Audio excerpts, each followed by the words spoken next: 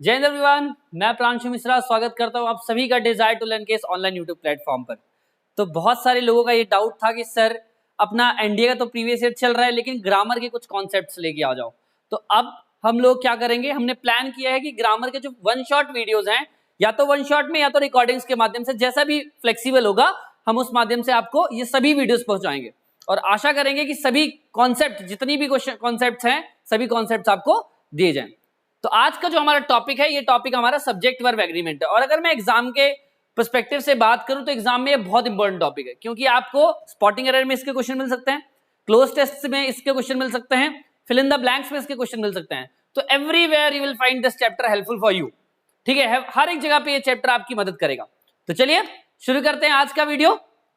देखो, अगर मैं बात करूं सब्जेक्ट और वर्ब की, देखो सब्जेक्ट और वर्ब के बीच में एक एग्रीमेंट होता है। सब्जेक्ट ने क्या किया, पहली बात तो वर्ब से एक एग्रीमेंट किया है। अगर मैं नॉर्मल सिंपल सेंटेंस की बात करूं, सिंपल सेंटेंस का स्ट्रक्चर क्या होता है, एक सब्जेक्ट होता है, वर्ब होता है और एक ऑब्जेक्ट होता है। यही नॉर्मल होता है ना। सिंपल सेंटेंस का स्ट्रक्चर सब्जेक्ट होना चाहिए, वर्ब होना चाहिए और ऑब्जेक्ट होना चाहिए। अगर मैं सब्जेक्ट की बात करूं तो सब्जेक्ट हमारा दो तरीके से हो सकता है। सब्जेक्ट या तो हमारा नाउन हो सकता है, सब्जेक्ट या तो नाउन होगा और या तो प्रोनाउन होगा। नाउन और प्रोनाउन के अलावा कोई भी हमारा और तीसरा पार्ट सब्जेक्ट नहीं होगा। मतलब सब्जेक्ट का रोल नाउन प्ले करेगा या तो प्रोनाउन प्ले करेगा किसी भी सेंटेंस में। सेम वर्ब की अगर मैं बात करूं तो verb on the basis of position different types के वर्ब होते हैं। अगर एक होता है हेल्पिंग वर्ब, दूसरा सपोर्टिंग वर्ब और तीसरा होता है मेन वर्ब। ठीक है, ध्यान रखना। और ऑब्जेक्ट कुछ भी हो सकता है। ठीक है, मल्टीपल थिंग्स होती हैं, जैसे कि कुछ भी ऑब्जेक्ट हो सकता है। पहले हम बात करते हैं सब्जेक्ट और वर्ब की। अब सर ये सपोर्टिंग वर्ब कैसे होगा, हेल्पिंग वर्ब क्या होगा, मेन वर्ब क्या होगा, इसको समझने के लिए आपको ये समझना पड़ेगा कि जब भी हमारे पास सेंटेंस में सिर्फ एक ही जगह पे वर्ब आया हो, सेंटेंस लिखा हो उसमें एक ही जगह पे अगर वर्ब आया हो, हमेशा आपका मेन वर्ब होगा। अगर आपके सेंटेंस में दो जगह पे वर्ब आया हो, कितने जगह पे वर्ब आया हो, दो जगह पे, तो पहला वाला हमेशा हेल्पिंग वर्ब होगा, दूसरा वाला मेन वर्ब होगा। और अगर तीन जगह पे वर्ब आया है तो ध्यान रखना है, अगर हमारे पास सेंटेंस में तीन जगह पे वर्ब आया है तो पहला वाला हमेशा हेल्पिंग वर्ब होगा, दूसरा वाला सपोर्टिंग वर्ब होगा और तीसरा वाला क्या होगा, मेन वर्ब होगा। ठीक है, ये वर्ब की डिफरेंट पोजीशंस होती हैं। जैसे कि अगर मैं बात करूं, अगर मैं यहां पे लिख दूं कि Ram goes to market, Ram goes to market, मैंने ऐसे कर दिया, मैंने क्या लिखा, राम गोज टू मार्केट। ठीक है, अगर मैं यहां पे बात करूं, राम हमारा क्या है, सब्जेक्ट है, राम हमारा क्या है, सब्जेक्ट है। ये गोज वर्ड क्या है, गोज हमारा वर्ब है। मतलब सेंटेंस में एक ही जगह पे वर्ब आ रहा है और ये जो वर्ब है ये आपका मेन वर्ब होगा हमेशा। ठीक है, सेम अगर मैं सेंटेंस सेकंड वाले स्ट्रक्चर की बात करूं तो सेकंड स्ट्रक्चर में देखो दो जगह पे वर्ब कैसे आएगी। जैसे अगर मैं इसी सेंटेंस को मॉडिफाई करूं और क्या लिख दूं कि Ram is going to market, Ram is going to market, मैंने इसी को कर दिया, इसी सेंटेंस को मॉडिफाई कर दिया और क्या लिख दिया, Ram is going to market. ठीक है, राम कहां जा रहे हैं, मार्केट जा रहे हैं। ठीक है, तो अब आप क्या देख पा रहे हो कि सेंटेंस में हमारे पास दो जगह पे वर्ब आई है। वर्ब कितने जगह पे आई है, दो जगह पे, एक इज हो गई और एक गोइंग हो गया। वर्ब कितने जगह पे है, दो जगह पे। तो जो पहला वाला वर्ब है ये वर्ब क्या कहलाएगा, ये बोलेगा कि मैं हेल्पिंग वर्ब हूं, और ये दूसरा वाला क्या बोलेगा, मैं आपका मेन वर्ब हूं। क्लियर है, अगर दो जगह पे वर्ब आई तो पहला हेल्पिंग और दूसरा मेन वर्ब होगा। सिमिलरली अगर तीन जगह पे वर्ब आ जाए, अब तीन जगह पे वर्ब कैसी आएगी, जैसे लिखा हुआ है, जैसे Ram has been playing, Ram has been playing cricket, since for लगा के जो लगाना लगा देना आप। ठीक है, तो अब आप क्या देख रहे हो, यहां पे जो हमारे पास वर्ब आई है तीन जगह पे आई है, पहली हैज, दूसरा बीन और तीसरा प्लेइंग। तीन जगह पे वर्ब आई है, कितनी जगह पे वर्ब आ गई, तीन जगह पे। तो जो पहली वाली वर्ब होगी वो हमेशा क्या होगी, हेल्पिंग वर्ब। ये जो दूसरा वाला है ये सपोर्टिंग वर्ब, और ये जो तीसरा वाला लिखा हुआ है, जो तीसरा पार्ट लिखा हुआ है ये आपका मेन वर्ब होगा। क्या होगा, मेन वर्ब होगा। ठीक है, तो ये मैंने बताया कि वर्ब डिफरेंट पोजीशंस पे डिफरेंट रोल प्ले करता है। कभी सपोर्टिंग रोल प्ले कर सकता है, कभी मेन वर्ब हो सकता है, कभी हेल्पिंग वर्ब हो सकता है। दूसरी बात, सब्जेक्ट का रोल या तो नाउन प्ले कर सकता है किसी सेंटेंस में, या तो प्रोनाउन प्ले कर सकता है। ये चीज भी हमने देख ली। अब थोड़ा सा हम वर्ब के बारे में थोड़ा सा और जानने की कोशिश करेंगे। पहली बात तो वर्ब के भी डिफरेंट रोल्स होते हैं। अगर मैं वर्ब की बात करूं, वर्ब हमारे दो तरीके के होते हैं, एक होता है फाइनाइट वर्ब, एक होता है नॉन फाइनाइट वर्ब। एक क्या होता है हमारा फाइनाइट वर्ब होता है और दूसरा नॉन फाइनाइट होता है। एक फाइनाइट हो गया और दूसरा हमारे पास नॉन फाइनाइट हो गया। अगर मैं फाइनाइट वर्ब की बात करूं, ये भी हमारे दो तरीके से डिवाइडेड होता है। एक होता है हमारे पास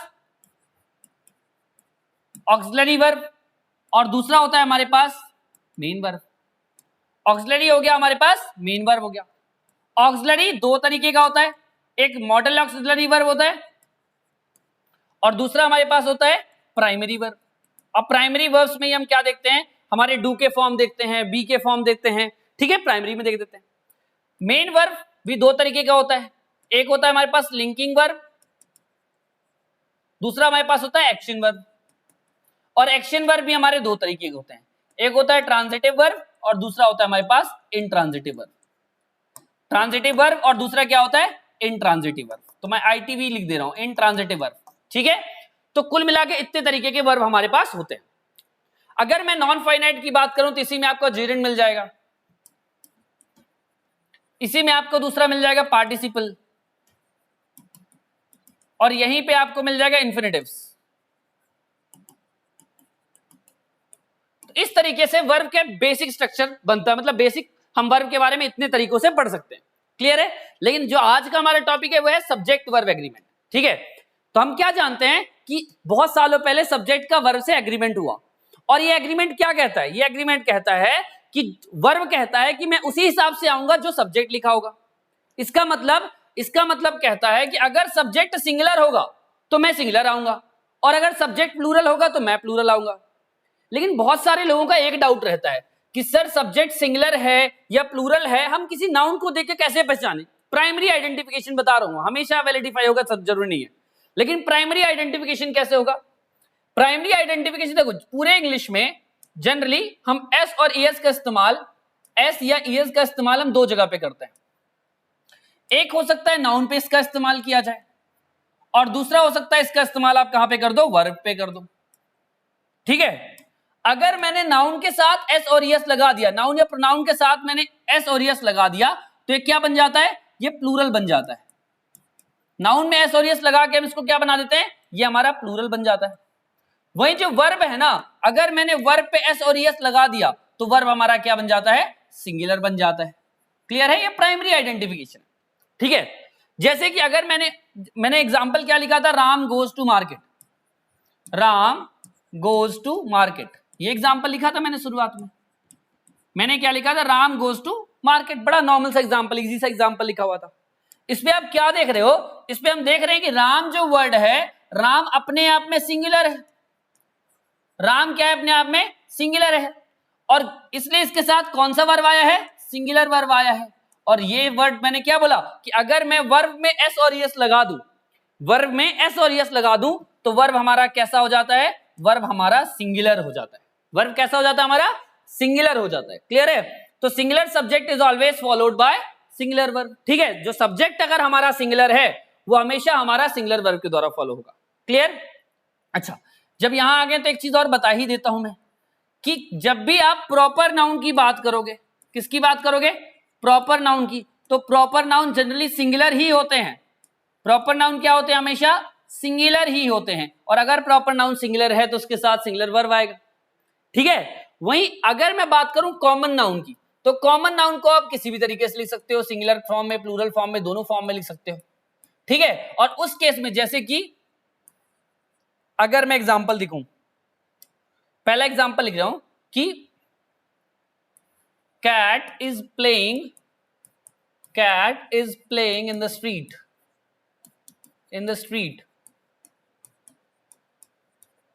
cat is playing in the street। तो एक बिल्ली कहां खेल रही है, स्ट्रीट में खेल रही है। तो अब आप क्या देख रहे हो, कैट जो वर्ड है ये सिंगुलर फॉर्म में लिखा हुआ है। अगर ये सिंगुलर है तो इसके साथ जो हेल्पिंग वर्ब आएगा वो हमेशा क्या आएगा, सिंगुलर आएगा। हेल्पिंग वर्ब क्या आएगा, सिंगुलर आएगा। वहीं अगर मैं इसको कैट की जगह कैट्स कर देता तो वर्ब क्या हो जाता, प्लूरल फॉर्म हो जाता। क्लियर है, तो आपको ये ध्यान रखना है कि वर्ब में अगर मैं नाउन में एस और एस लगा दूं तो हमारा जो नाउन है, नाउन हमारा प्लूरल हो जाता है। वहीं अगर एस में वर्ब में अगर मैं एस और एस लगाऊं तो वर्ब हमारा सिंगुलर हो जाता है। क्लियर है? चलो, तो हम पहला रूल क्या कहते हैं, हमने क्या देखा पहले, सब्जेक्ट क्या होता है, सब्जेक्ट नाउन या प्रोनाउन हो सकता है। वर्ब में एस और एस, वर्ब के तीनों फॉर्म देख लिए, इसके एग्जांपल्स देख लिए कैसे तीनों फॉर्म में इस्तेमाल होगा। और हमने क्या देखा, नाउन कब प्लूरल होता है और वर्ब कब प्लूरल होता है, प्राइमरी आइडेंटिफिकेशन पे देखा हमने अभी। ठीक है, चलो अब पहला रूल पे चलते हैं। पहला रूल क्या कहता है, पहला रूल बड़ा सिंपल सा रूल और कहता है कि अगर मैं सिंगुलर सब्जेक्ट लिखता हूं वो हमेशा सिंगुलर वर्ब के द्वारा फॉलो होता है। रूल कहता है कि singular subject is always followed by singular verb. जैसे कि मैंने थोड़ी देर पहले बताया, क्यों, क्योंकि भैया एग्रीमेंट है किसका, सब्जेक्ट का वर्ब से। वर्ब क्या बोलता है कि मैं सिंगुलर तभी आऊंगा जब सब्जेक्ट सिंगुलर होगा। क्लियर है? जैसे क्या लिखा हुआ है, अ बॉय गोज, अ बॉय गोज लिखा हुआ है। अब यहाँ पे बॉय वर्ड क्या है, बॉय हमारा कॉमन नाउन है, बॉय क्या हमारे पास कॉमन नाउन है। लेकिन हम क्या देख पा रहे हैं, हम सिंगुलर बॉय की बात कर रहे हैं, इसके साथ जो वर्ब आएगा वो वर्ब सिंगुलर आएगा। ठीक है, इसलिए क्या लिखा, singular subject is followed bye singular verb. ठीक है, चलो आई होप समझ में आया होगा पहला रूल। सेकेंड रूल पे चलते हैं। सेकेंड रूल कहता है कि जब भी हम सेंटेंस में प्लूरल वर्ब की बात करते हैं, सॉरी प्लूरल नाउन की बात करते हैं या प्लूरल सब्जेक्ट की बात करते हैं। अब सब्जेक्ट प्लूरल कई तरीके से हो सकता है भाई। ठीक है, सब्जेक्ट का रोल नाउन या प्रोनाउन कर सकता है, तो हो सकता है कि प्रोनाउन आए, प्रोनाउन के भी कुछ प्लूरल फॉर्म होते हैं। अगर हमारा सब्जेक्ट प्लूरल है तो ये अपने बाद क्या फॉर्म लेगा वर्ब का, ये अपने बाद प्लूरल फॉर्म ऑफ वर्ब ले लेगा। वर्ब कैसी ले लेगा, वर्ब प्लूरल फॉर्म में ले लेगा। ठीक है, जैसे क्या लिखा हुआ है वहां पे, हमने क्या लिखा था, a boy goes, a boy goes लिखा हुआ था ना, क्योंकि बॉय हमारे पास सिंगुलर लड़का था। A boy goes to market, goes to ground, whatever it is, जो भी आपको आगे लगाना है ऑब्जेक्ट लगा दो। ठीक है, अब यहां पे मैं किसकी बात करूं, एक लड़के की नहीं बात कर रहा हूं, यहां पे बॉयज कर दिया मैंने, क्या कर दिया, बॉयज कर दिया। तो बॉयज का मतलब क्या है, हमारा जो सब्जेक्ट है वो क्या हो गया, सब्जेक्ट ही प्लूरल हो गया। तो अगर सब्जेक्ट प्लूरल तो इसके साथ जो वर्ब आएगा वो प्लूरल फॉर्म में होगा। ठीक है, बॉयज गो टू गार्डन या goes to mark, sorry boys go to ground. ठीक है, समझ में आ गया। तो जब भी हम प्लूरल फॉर्म की बात करेंगे, अगर हमारा सब्जेक्ट प्लूरल है तो वर्ब भी हमारा प्लूरल फॉर्म में ही होगा, हमें यह समझना पड़ेगा। ठीक है, तो क्या रूल बोलता है कि plural subject is followed by plural verb. अच्छा, ये चीजें सभी को जनरली पता होती है ना, कि बहुत छोटे से बड़े के आ रहे होते तो उनको लगता है रिलेक्ट थोड़ा सा क्या बहुत बेसिक सा पढ़ा रहा है, लेकिन आगे है भाई। ठीक है, डोंट वरी, सभी तरीके के रूल इंक्लूडेड है। कई लोग को पता होता है, उनके लिए बहुत अच्छी बात है, लेकिन कुछ लोग को पता नहीं होता है, तो उनके लिए भी ये वीडियो बनाया गया, इंटेंडेड किसके लिए, ताकि सभी को फायदा हो इससे। ठीक है, चलो नेक्स्ट कहता है कि modal verb does not change according to the subject. Modal verb subject के हिसाब से चेंज नहीं होते हैं। तो इसके पहले मुझे तो ये बताना पड़ेगा ना भाई, मॉडल वर्ब होते क्या है, पहले तो मुझे ये बताना पड़ेगा। अब देखो, पहली बात तो मॉडल वर्ब कितने होते हैं। ठीक है, मॉडल वर्ब की अगर मैं बात करूं, अगर मैं मॉडल की बात करूं तो मॉडल्स कितने तरीके के होते हैं, मॉडल हमारे होते हैं 13 टाइप्स ऑफ मॉडल। ठीक है, इसको सीधा ही लिख देता हूं मैं यहां पे, 13 टाइप्स के मॉडल होते हैं। क्या होते हैं, पहले बात तो ये रखना, will, would, shall, should, may, might, must, can, could, can, could, will, would, shall, should, may, might, must, used to, need not, ought to और dare not। सो कितने तरीके के मॉडल्स होते हैं, मॉडल कुल मिला के ये 13 मॉडल होते हैं। कितने तरीके के मॉडल होते हैं, ये 13 तरीके के मॉडल्स होते हैं। There are 13 types of modal, 13 तरीके के आपको मॉडल देखने को मिल जाएंगे। मॉडल कितने हैं, 13 types of modal are there. सभी क्या है, मॉडल है, सभी क्या है, ये मॉडल है। जब मैं मॉडल की बात करता हूं तो मॉडल अपने साथ अपनी 2-3 प्रॉपर्टीज कैरी करता है। मॉडल क्या बोलता है, पहली प्रॉपर्टी बोलता है कि भैया तुम मेरे बेसिक स्ट्रक्चर में छेड़खानी नहीं कर सकते हो, मेरे बेसिक स्ट्रक्चर में छेड़खानी नहीं कर सकते हो, ये पहला स्ट्रक्चर बोलता है। जैसे यूज्ड टू है ना, तो यूज्ड टू एक मॉडल है। ठीक है, यूज्ड टू एक मॉडल है, अब तुम उसके बेसिक स्ट्रक्चर में छेड़खानी नहीं कर सकते हो।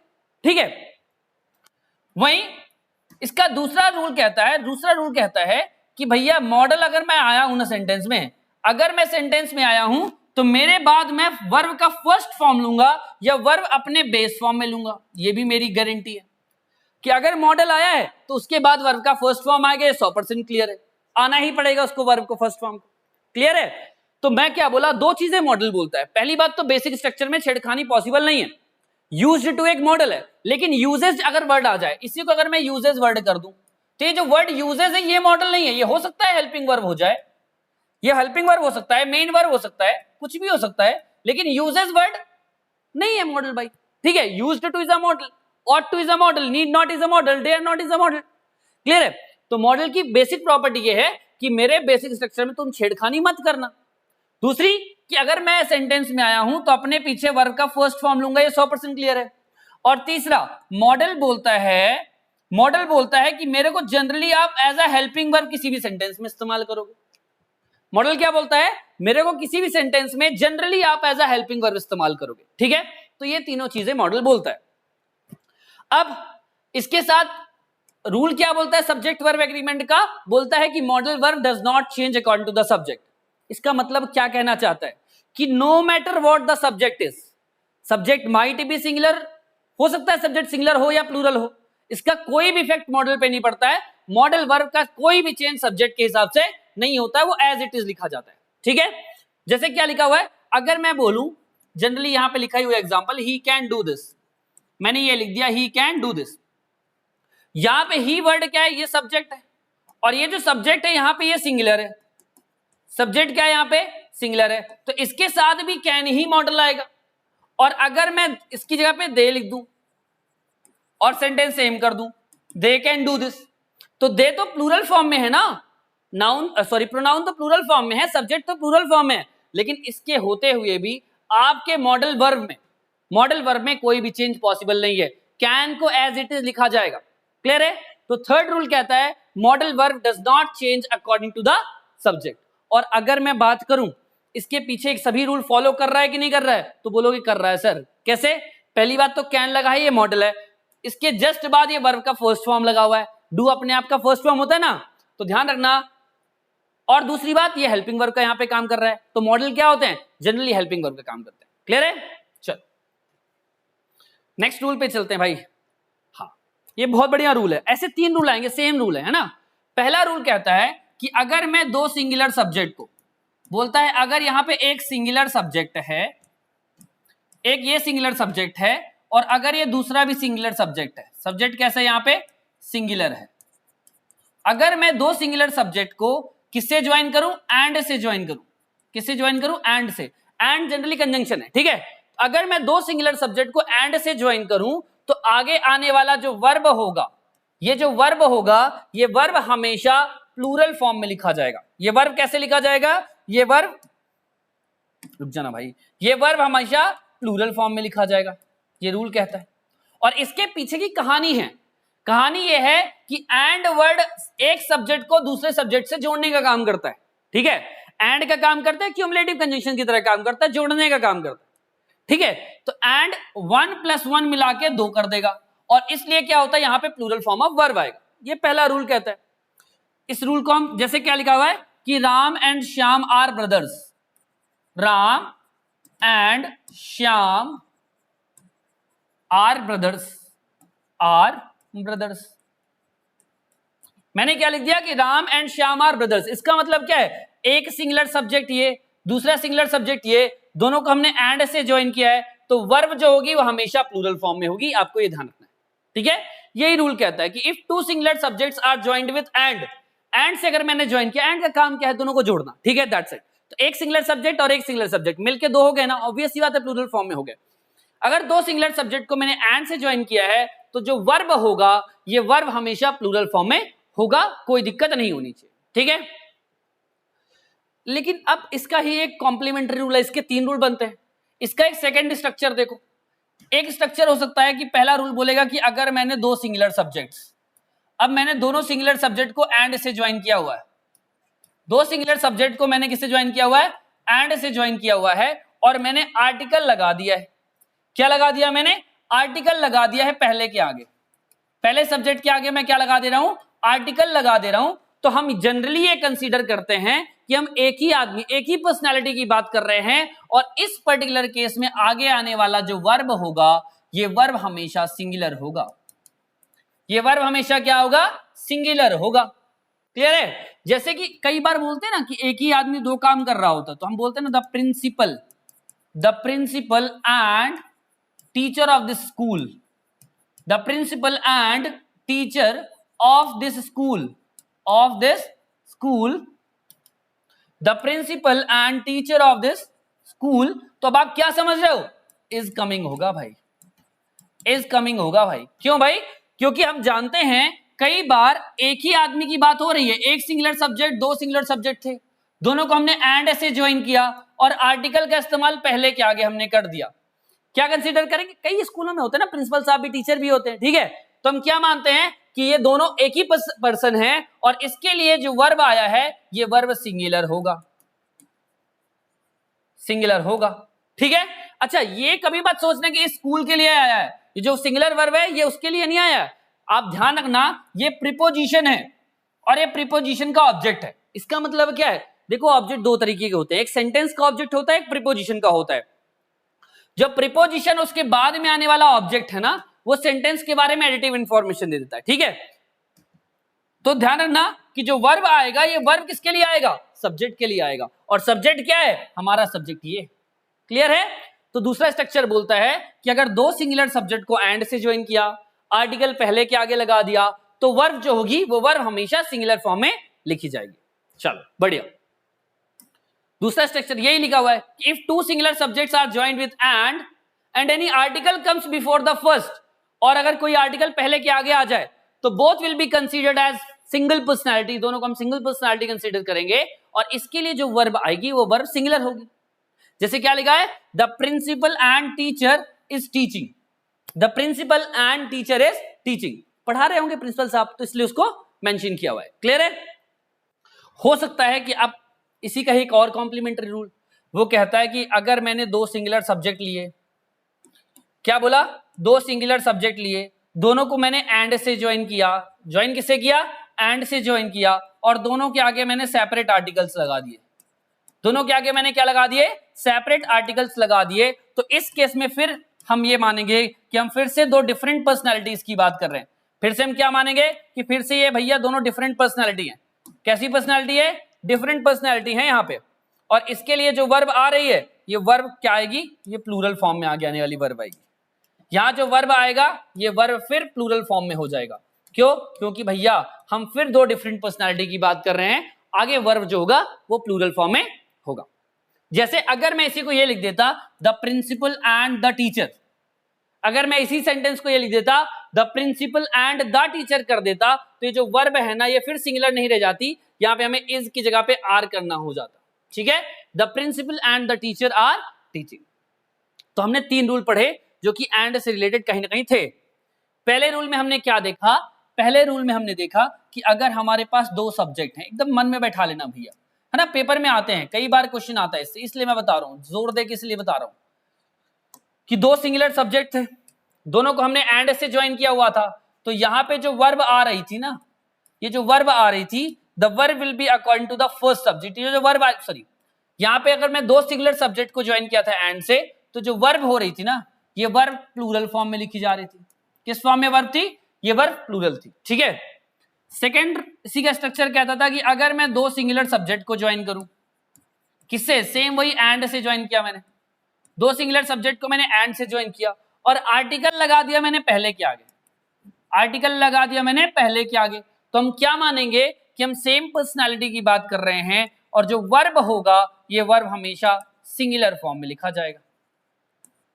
और तीसरा स्ट्रक्चर हमने कहा कि अगर दो सिंगुलर सब्जेक्ट हैं, दोनों को हमने एंड से ज्वाइन किया हुआ है, और दोनों के पास उनके सेपरेट आर्टिकल दे दिए हैं, इसके आगे भी आर्टिकल दा दे दिया, इसके आगे भी आर्टिकल दा दे दिया, सेपरेट आर्टिकल दे दिए, तो अब हम फिर मानेंगे कि दो डिफरेंट पर्सनालिटीज हैं, और इस केस में जो वर्ब होगा ये वर्ब हमेशा प्लूरल फॉर्म में लिखा जाएगा। क्लियर है? तीनों स्ट्रक्चर को ऐसे याद कर लेना, क्योंकि स्ट्रक्चर बहुत इंपॉर्टेंट है और ये बहुत इंपॉर्टेंट रोल प्ले करेगा। कहीं ना कहीं सेंटेंस में फंसता है और फिर आप परप्लेक्स्ड रहते हो, समझ में नहीं आता कि सही करना है, कैसे सही होगा, क्या गलत होगा। ठीक है? तो ये होगा स्ट्रक्चर इसका। चलो, ये वही रूल है, ये क्या कहता है, if both singular subjects have their separate article, उनके पास सेपरेट आर्टिकल है, तो जो वर्ब होगा वो वर्ब प्लूरल होगा। क्या लिखा था, the principal and the teacher are coming, ठीक है, दोनों लोग आ रहे होंगे साथ साथ में, भाई भाई हैं दोनों, ठीक है, दोनों अगर आ रहे हैं तो उसके लिए क्या लिखोगे, the principal and the teacher are coming, ठीक है। चलो नेक्स्ट रूल क्या कहता है, नेक्स्ट रूल पे चलते हैं। नेक्स्ट रूल कहता है, अच्छा कुछ नाउन होते हैं जो हमारे पास पेयर्ड नाउन्स कहते हैं, जिसे पेयर में लिखे जाते हैं, कंपाउंड में लिखे जाते हैं, ठीक है। ऐसे नाउन के साथ हम generally singular form of verb का इस्तेमाल करते हैं। ऐसे नाउन क्या होते हैं, जैसे ब्रेड एंड बटर हो गया, क्या हो गया, जैसे हम क्या लिखते हैं, bread and butter, horse and chariot, ठीक है, bread and butter, bread and butter, ठीक है। अरे एक बड़ा अच्छा सा एग्जांपल मेरे को याद है, slow and study, slow and study, ऐसे लिखते हैं ना हम कुछ वर्ड्स को, कंपाउंड में लिखते हैं, इकट्ठा लिखते हैं, ठीक है। तो ये मत मान लेना कि एंड लगाए तो प्लूरल कर देंगे, इन वर्ड्स के साथ हमारा जो वर्ब आएगा ये वर्ब सिंगुलर फॉर्म में ही लिखा जाएगा।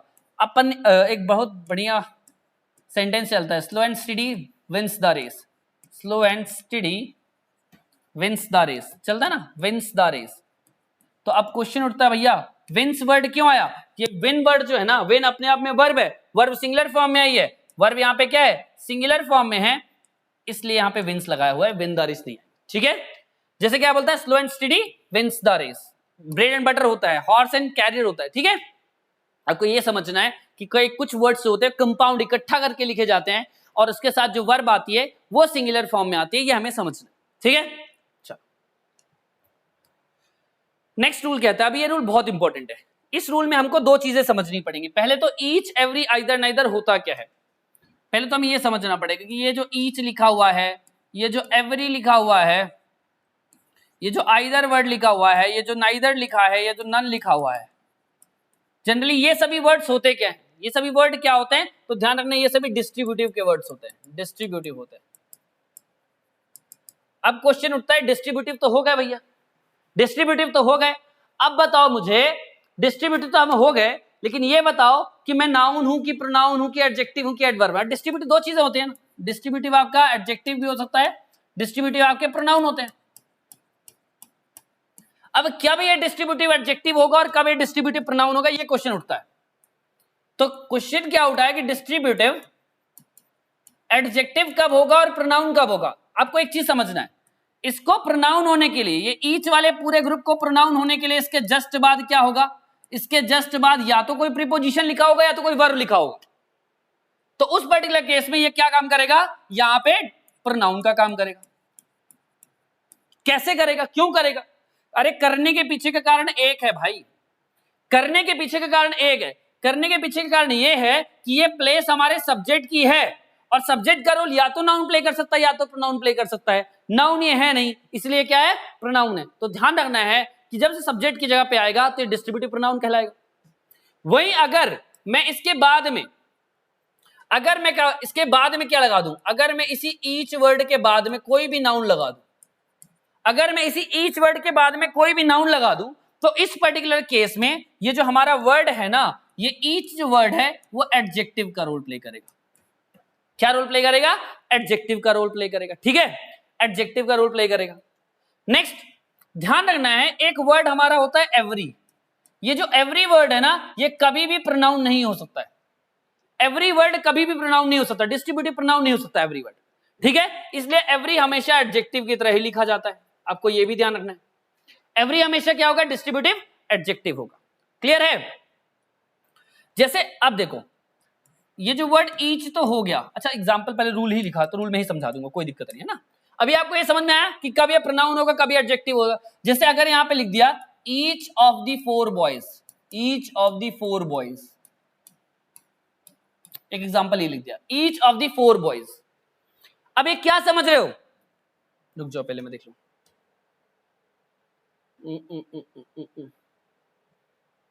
चलो क्या लिखा हुआ है, each of the 4 boys, each of the 4 boys लिख दिया है। अब आगे जो वर्ब आएगी, ये वर्ब क्या होगी, पहले तो हमें ये समझना। अच्छा इससे पहले मुझे ये बताओ कि यहाँ पे जो ईच वर्ड लिखा हुआ है, ईच वर्ड है क्या, तो सभी बोलेंगे कि ये ईच वर्ड एक सांस में बोले कि ईच वर्ड प्रोनाउन है, ईच वर्ड यहाँ पे क्या है, प्रोनाउन है। ध्यान रखना कि जब भी ईच के जस्ट बाद में, जब भी इनके जस्ट बाद में ऑफ आ जाए तो आगे आने वाला जो नाउन है ये नाउन किस फॉर्म में होगा, ये नाउन प्लूरल फॉर्म में हो जाएगा। ये नाउन किस फॉर्म में हो जाएगा, ये आगे आने वाला जो नाउन है वो नाउन प्लूरल फॉर्म में हो जाएगा। नाउन या प्रोनाउन जो भी आए वो प्लूरल फॉर्म में हो जाएगा। और यहां जो वर्ब आएगी ये वर्ब सिंगुलर होगी। अब ये सर क्या बोल रहे हो सर, समझ में नहीं आया, समझ में नहीं आया। आपने बोला कि ईच के बाद में अगर ऑफ आ जाए, जैसे मैंने एक बोल दिया each of the four boys, each of the four boys, each of the four boys, मैंने ये लिख दिया इज कमिंग टुडे, नॉर्मल से एग्जांपल लिख रहा हूं, each of the four boys is coming today, ठीक है, ये लिख दिया मैंने। अब क्वेश्चन बोलता है कि सर ये इज क्यों लिखे हो, मुझे ये समझाओ आप, बस ये इज क्यों लिखे हो मुझे आप ये समझाओ। तो ध्यान रखना ये जो पूरा वर्ड है, ये जो पूरा फ्रेज है, ये आप क्या समझ रहे हो, ये एक पूरा प्रीपोजिशनल फ्रेज है। ये क्या है, ये प्रीपोजिशनल फ्रेज है, ये प्रीपोजिशनल फ्रेज है।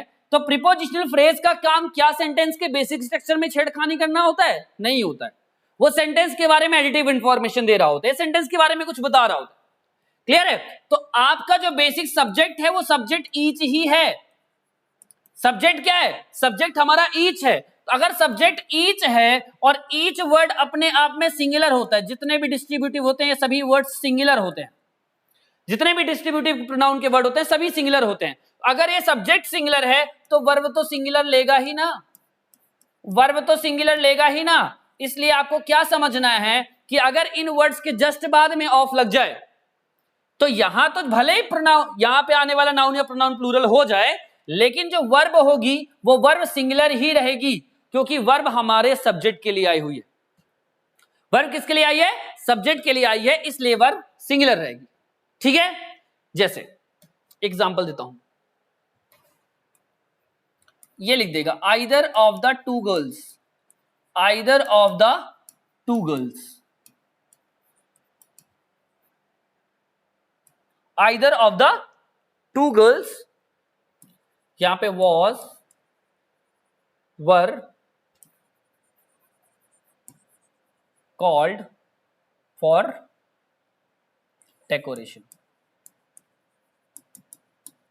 क्या लिखा है, either of the two girls was slash were called for the decoration. अब दूसरी बात समझना, एक एरर और क्या दे सकता है, एक एरर दे सकता है कि जो वर्ड आइदर है, ये वर्ड आइदर दो के लिए इस्तेमाल किया जाता है। देखो ईच का इस्तेमाल आप ईच, आइदर,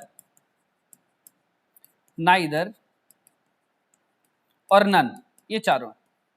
ध्यान रखना ईच का इस्तेमाल आप टू और टू पॉजिटिव दोनों के लिए कर सकते हो। जब आपके दो या दो से ज्यादा की बात कर रहे हो नंबर में तो आप ईच का इस्तेमाल कर सकते हो, लेकिन आइदर का इस्तेमाल हमेशा आप दो नंबर के लिए करोगे। मतलब जहां पे आपके नंबर क्या रहेंगे, दो लोगों की बात कर रहे होगे, वहां पे ही आइदर की बात होगी, जब दो में से एक को सेलेक्ट करना होगा। नाइदर की बात भी दो के लिए ही की जाएगी, इससे ज्यादा नंबर में नाइदर की बात नहीं होगी। और नन की बात दो या दो से ज्यादा नंबर की अगर बात की जा रही हो तो वहां पे आप नन लगा सकते हो, वहां नाइदर नहीं लगेगा, ठीक है। वहां पे नाइदर नहीं लगेगा, वहां पे नन लगेगा, ठीक है। चलो अब देखो यहां पे क्या लिखा हुआ, either of the two girls. तो एरर क्या दे सकता है, हो सकता है वो यहां पे भी 3 दे दे।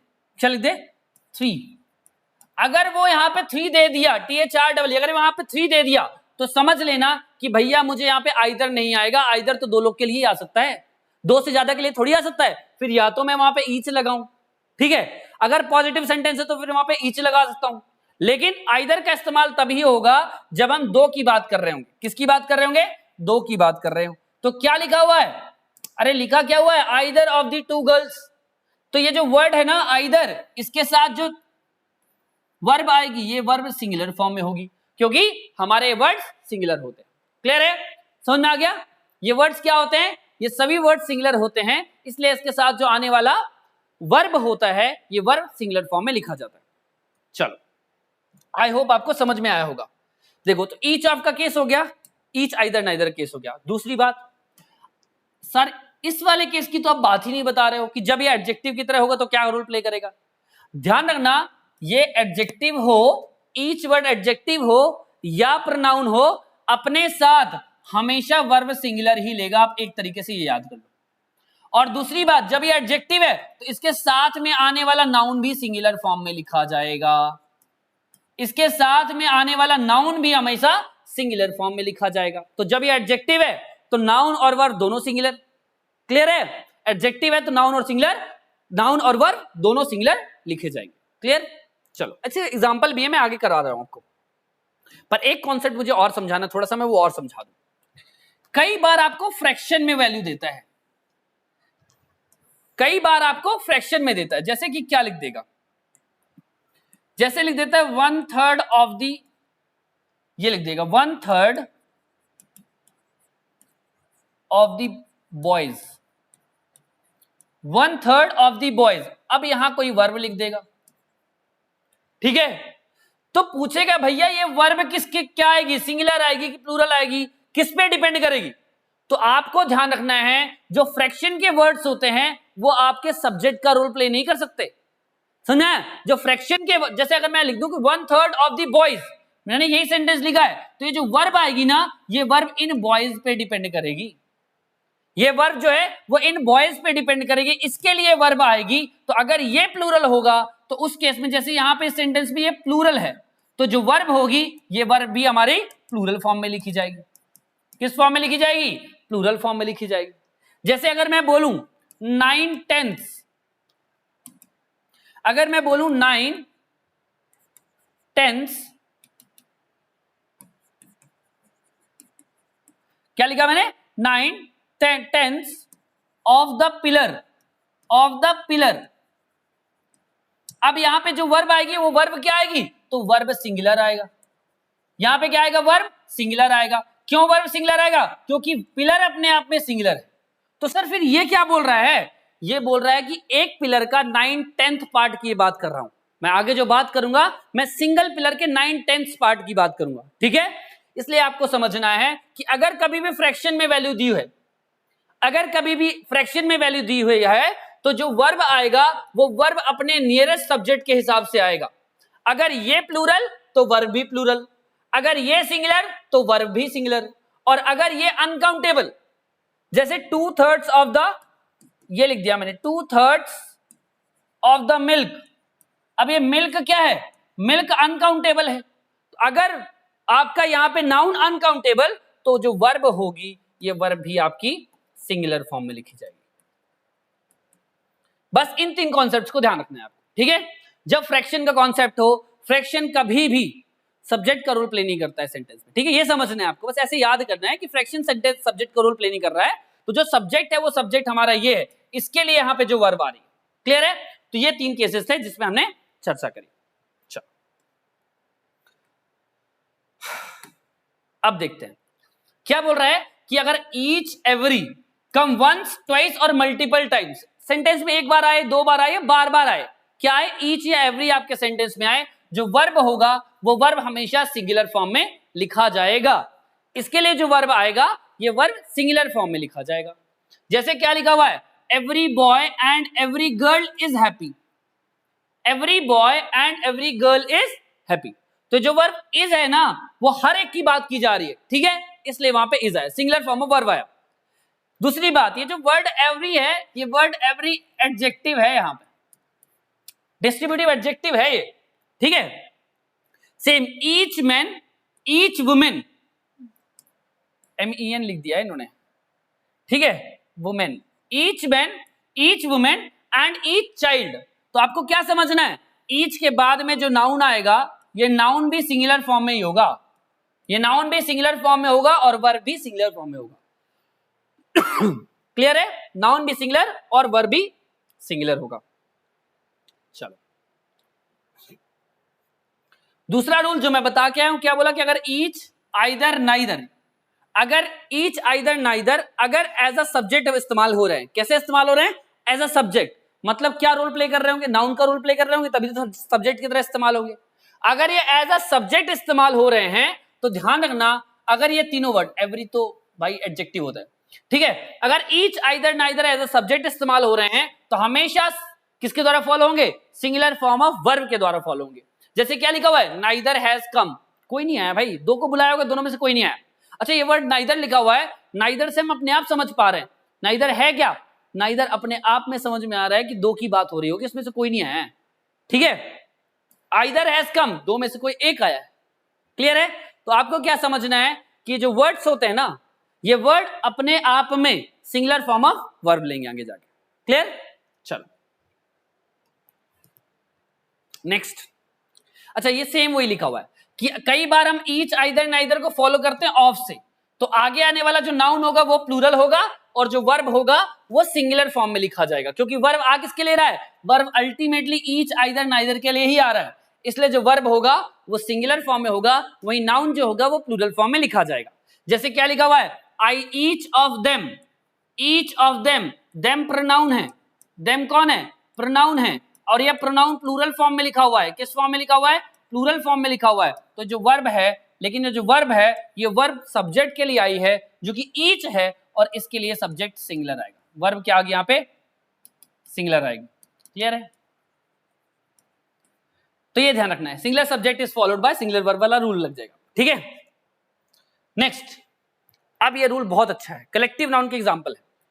कलेक्टिव नाउन के ये रूल कहता है कि जब भी हम कलेक्टिव नाउन की बात करते हैं और कलेक्टिव नाउन यूनियन के केस में बात हो रही है, किस केस में बात हो रही है, जब ऐसा दिख रहा है कलेक्टिव नाउन हमारा यूनाइटेड है, सिंगुलर वे में उसकी बात कर रही है, ठीक है, तो उस पर्टिकुलर केस में अगर कलेक्टिव नाउन यूनाइटेड है तो जो हमारे पास वर्ब आएगी वो वर्ब सिंगुलर होगी, ये जो वर्ब आएगी ये वर्ब सिंगुलर लिखी जाएगी, और अगर बाय एनी डिफॉल्ट हमें प्रोनाउन का इस्तेमाल करना है आगे, तो प्रोनाउन हमेशा इट या इट्स का इस्तेमाल होगा, इट या इट्स का इस्तेमाल होगा, ठीक है। जैसे अगर मैं बोलूं कि the team has von it's match,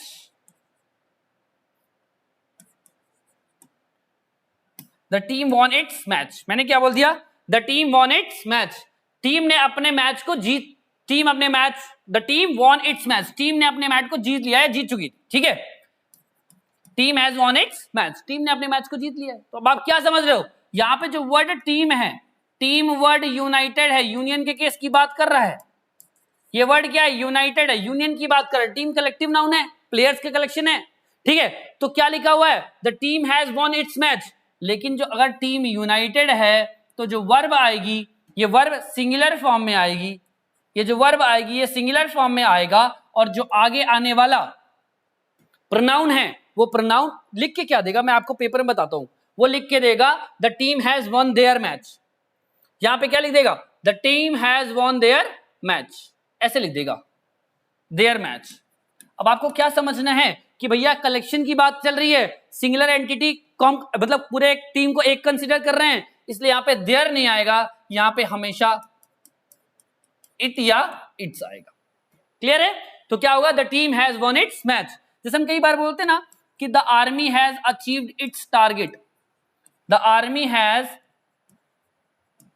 achieved it's target, क्या लिखते हैं, the army has achieved it's target, मतलब क्या है कि आर्मी ने कलेक्टिव एफर्ट्स को उसको टारगेट को अचीव किया है, इसलिए इसके साथ जो वर्ब आई है ये वर्ब पहली बात तो सिंगुलर है और प्रोनाउन इट्स आएगा, इट या इट्स में से कोई एक आएगा, क्लियर है। चलो आई होप आपको ये 11 के 11 रूल समझ में आए होंगे। नेक्स्ट में चलते हैं। नेक्स्ट रूल कहते हैं कई बार पे हमारा यही कलेक्टिव नाउन डिवाइडेड हो जाता है, फ्रेगमेंटेशन हो जाता है, ठीक है। अगर फ्रेगमेंटेशन की बात की जा रही है तो उस पर्टिकुलर केस में जो वर्ब आएगा वो प्लूरल हो जाएगा, और अगर प्रोनाउन को हमें इससे फॉलो करना है, अगर कोई प्रोनाउन से फॉलो हो रहा है वो प्रोनाउन देयर आएगा, प्रोनाउन क्या आएगा वहां पे, फिर देयर आ जाएगा भाई, प्रोनाउन क्या आ जाएगा, अगर यूनाइटेड था तो इट्स लगाया था, लेकिन अगर डिवाइडेड है, फ्रेगमेंटेड है, वहां पे देयर एज अ प्रोनाउन इस्तेमाल होगा। क्या लिखा है, जैसे the jury were divided in their opinion, कि जूरी डिवाइडेड थी ना, लिखा है ना फ्रेगमेंटेड है, जूरी क्या है, जूरी क्या है भैया, इकट्ठा होती तो क्या होता, सिंगुलर फॉर्म ऑफ वर्ब लेती, और अगर प्रोनाउन लेती तो इट्स लेती, लेकिन जूरी क्या है, डिवाइडेड है, और अगर जूरी डिवाइडेड है मतलब फ्रेगमेंटेड है तो इस क्या लेगी, प्लूरल फॉर्म ऑफ वर्ब लेगी, क्या लेगी, वर्ब प्लूरल फॉर्म में लेगी, और इसके साथ अगर प्रोनाउन आया है तो वो भी क्या आएगा, प्लूरल फॉर्म में आएगा, सॉरी प्लूरल फॉर्म में आएगा, मतलब देयर लगेगा यहाँ पे, ठीक है, ये समझना। चलो अब ये वर्ड्स क्या होते हैं, जैसे कमिटी की बात कर लूं मैं, जूरी की बात कर लूं, आर्मी की बात करूं, बोर्ड की बात करूं, ठीक है, ये सभी जानना, ठीक है। सभी वर्ड्स क्या होते हैं आपके कलेक्टिव नाउन्स के वर्ड्स होते हैं। बहुत बढ़िया, नेक्स्ट रूल पे चलते हैं। नेक्स्ट रूल कहता है, अब हमारे पास रिलेटिव प्रोनाउन की बात आती है। रूल कहता है कि जो हमारे पास रिलेटिव प्रोनाउन के बाद में आने वाला वर्ब है, ये रिलेटिव प्रोनाउन हो गया, ये हमारा क्या होगा, रिलेटिव प्रोनाउन हो गया। ध्यान रखना, ये जो रिलेटिव प्रोनाउन के बाद में जो वर्ब आ रहा है, रिलेटिव प्रोनाउन के बाद में जो वर्ब आ रहा है वो हमेशा उसके पहले आने वाले नाउन या प्रोनाउन पे डिपेंड करेगा। नाउन या प्रोनाउन पे डिपेंड करेगा। रिलेटिव प्रोनाउन के पहले आने वाले नाउन पे डिपेंड करेगा या प्रोनाउन पे डिपेंड करेगा, ठीक है। दिमाग में बैठा लेना कि क्या होता है कि the verb comes after relative pronoun depends on noun और pronoun that comes before it. जो रिलेटिव प्रोनाउन के पहले नाउन या प्रोनाउन आए हैं उस पे डिपेंड करेगा, ना कि जो भी उसका एक्चुअल सब्जेक्ट है, ठीक है। जैसे क्या लिखा है, one of them who are going, one of them who are going. तो अब आप क्या समझ रहे हो, यहां पे जो वर्ड आर लिखा हुआ है, वर्ब जो आर लिखा हुआ है वो किसके लिए है, रिलेटिव प्रोनाउन के पहले आने वाले प्रोनाउन पे। ये जो देम वर्ड लिखा है उसके लिए यहां पे आर लगाया है। तो भैया ये इज किसके लिए आया है, ये इज भी तो एक वर्ब लिखा हुआ है, सर ये इज वर्ब किसके लिए आया है, ध्यान रखना ये हमारे एक्चुअल सेंटेंस के लिए आया है। जो हमारा सब्जेक्ट क्या था, वन, वन के लिए यहां पे इज आया हुआ है, क्लियर है। लेकिन रूल तो वही है, रूल कहता है कि रिलेटिव प्रोनाउन के बाद में जो वर्ब आया है उसके जस्ट पहले आने वाले नाउन या प्रोनाउन पे डिपेंड करेगा। तो डिपेंड कहां पे कर रहा है, देम पे डिपेंड कर रहा है, क्लियर। चलो, जैसे क्या लिखा, the boy who is going is my brother.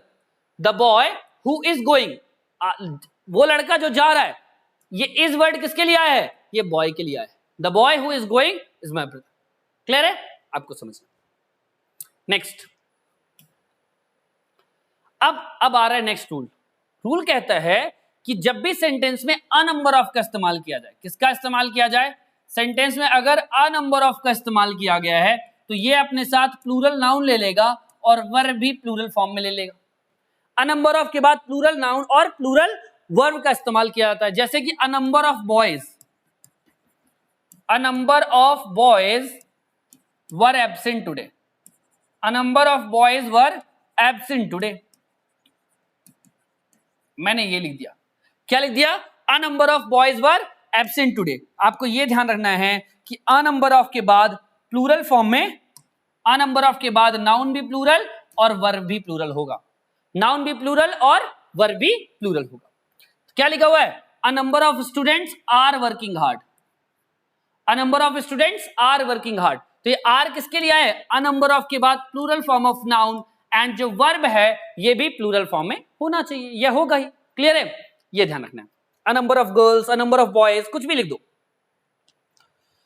Next, वही अ नंबर ऑफ की जगह पे अगर मैंने क्या लिख दिया, द नंबर ऑफ कर दिया, बच्चे किसी की द नंबर ऑफ की बात कर दी, किसकी बात कर दी, द नंबर ऑफ। तो ये नाउन तो प्लूरल रहेगा, यहां दिक्कत नहीं है, लेकिन जो वर्ब हो जाएगा ना, ये वर्ब सिंगुलर हो जाएगा। अब यहां पे नाउन तो प्लूरल रहेगा, लेकिन जो आगे आने वाला वर्ब है ना, ये वर्ब सिंगुलर हो जाएगा। द नंबर ऑफ के बाद प्लूरल नाउन और सिंगुलर वर्ब का इस्तेमाल होता है, इसमें भी दिक्कत नहीं होनी चाहिए। जैसे क्या लिखा है, the number of girls, the number of girls is decreasing day by day, clear. तो जो लड़कियों का नंबर है, नाउन प्लूरल है, लेकिन जो वर्ब है ना, ये वर्ब सिंगुलर होगा। ये वर्ब क्या होगा, ये वर्ब इसके साथ आने वाला वर्ब सिंगुलर फॉर्म में लिखा जाएगा, क्लियर है। मैं थोड़ा इसको रूल्स के फॉर्म में और जल्दी जल्दी कंप्लीट करने की कोशिश कर रहा हूं, ताकि सिंगल वीडियो में ही आपका पूरा चैप्टर कंप्लीट हो जाए, ठीक है। रूल्स को अगर आपने समझ लिया कि ये रूल क्या है, तो आपको पेपर में जो स्पॉटिंग एरर है ना, उसमें बहुत सारी मदद मिलेगी, ठीक है। चलो, नेक्स्ट रूल क्या कहता है, नेक्स्ट रूल कहता है, ये रूल नंबर 16 है, और रूल कहता है कि जब भी हम मैनी की बात करें, अ गुड मैनी की बात करें या अ ग्रेट मैनी की बात करें, सेंटेंस में मैनी लिखा है, अ गुड मैनी लिखा है या अ ग्रेट मैनी लिखा है, तो इसके साथ प्लूरल नाउन और प्लूरल वर्ब आता है। ये सब रूल कहता है, रूल कहता है, क्योंकि ऑब्वियस ही बात, देखो यार, मैनी का मतलब क्या होता है, प्लूरल फॉर्म में है, मैनी मतलब बहुत सारे लोग, ठीक है। तो अगर ये मैनी आया है तो इसके बाद में आने वाला नाउन प्लूरल होगा, और जो वर्ब आएगा ये वर्ब भी आपका प्लूरल फॉर्म में होगा, ठीक है। मैनी के साथ में क्या आएगा, प्लूरल नाउन और प्लूरल वर्ब आएगा। जैसे many boys, a number of, the number of में लिखा, तो मैंने कह दिया many boys were attending the function. क्या लिख दिया मैंने? Many boys were attending the function. तो मैनी के बाद प्लूरल फॉर्म में, अगर मैनी के बाद प्लूरल फॉर्म में नाउन आएगा और जो वर्ब आएगा वो भी प्लूरल फॉर्म में होगा। जैसे many boys are playing cricket, many boys are playing cricket, many boys were doing some kind of task. ठीक है, तो आप क्या समझोगे कि मैनी के बाद प्लूरल फॉर्म में नाउन और प्लूरल फॉर्म में वर्ब आएगा। लेकिन इसी का ही एक और रूल है, और वो रूल कहता है कि अगर मैनी के जस्ट बाद आर्टिकल आ जाए, मैनी के जस्ट बाद अगर आर्टिकल आ जाए तो सिनेरियो उल्टा हो जाएगा। जैसे क्या लिखा हुआ है? Many a student has been rewarded और हैज बीन अवॉर्डेड। क्या लिखा हुआ है? Many a student. मैंने क्या बोला? अगर मैनी लिखा है तो प्लूरल नाउन प्लूरल वर्ब लेगा, लेकिन अगर मैनी के जस्ट बाद कोई आर्टिकल आ जाए तो फिर नाउन, मामला पूरा उल्टा हो गया भाई। जो प्लूरल था वो सिंगुलर हो गया, जो प्लूरल था वो क्या हो गया? सिंगुलर हो गया। तो उसके बाद सिंगुलर नाउन और सिंगुलर वर्ब का इस्तेमाल किया जाएगा। बहुत इंपॉर्टेंट रूल है यार, कई बार पेपर में आता है इससे क्वेश्चन। चलो अब ये नेक्स्ट रूल इंपॉर्टेंट रूल है, बहुत बढ़िया। Everyone, everybody, someone, somebody, no one, nobody, anyone, anybody. पहली बात तो सभी क्या है? ये इंडेफिनिट प्रोनाउन के पार्ट है। सभी क्या है? ये इंडेफिनिट प्रोनाउन के पार्ट है और ये अपने आप में सिंगुलर होते हैं। ये सभी क्या होते हैं? अपने आप में सभी वर्ड्स सिंगुलर होते हैं। ये सभी वर्ड्स अपने आप में क्या होते हैं? सिंगुलर होते हैं। और अगर ये इंडेफिनिट प्रोनाउन है और वर्ड सिंगुलर है अपने आप में, तो सब्जेक्ट तो सिंगुलर हो गया, तो फॉलो किससे होगा? सिंगुलर वर्ब से ही फॉलो होगा। तो रूल कहता है कि someone, somebody, anyone, anybody, no one, nobody, everyone, everybody. ठीक है, ये सभी जो वर्ड्स हैं ये हमेशा सिंगुलर वर्ब से फॉलो होंगे। जैसे क्या लिखा है? Nobody knows the truth. किसी को भी सच के बारे में नहीं पता है। क्या लिखा है? Nobody knows the truth. किसी को भी सच के बारे में नहीं पता है। Nobody knows the truth. ठीक है, तो नोबडी सिंगुलर है, इसलिए इसके साथ क्या आया? सिंगुलर फॉर्म में वर्ब आया। ठीक है, someone is calling me, someone is calling me. क्या लिखा? Someone is calling me. ठीक है, तो समवन वर्ड क्या है? इंडेफिनिट प्रोनाउन है, सिंगुलर फॉर्म में है, इसलिए इसके साथ जो वर्ब आएगा वो सिंगुलर फॉर्म में होगा। ठीक है, बढ़िया।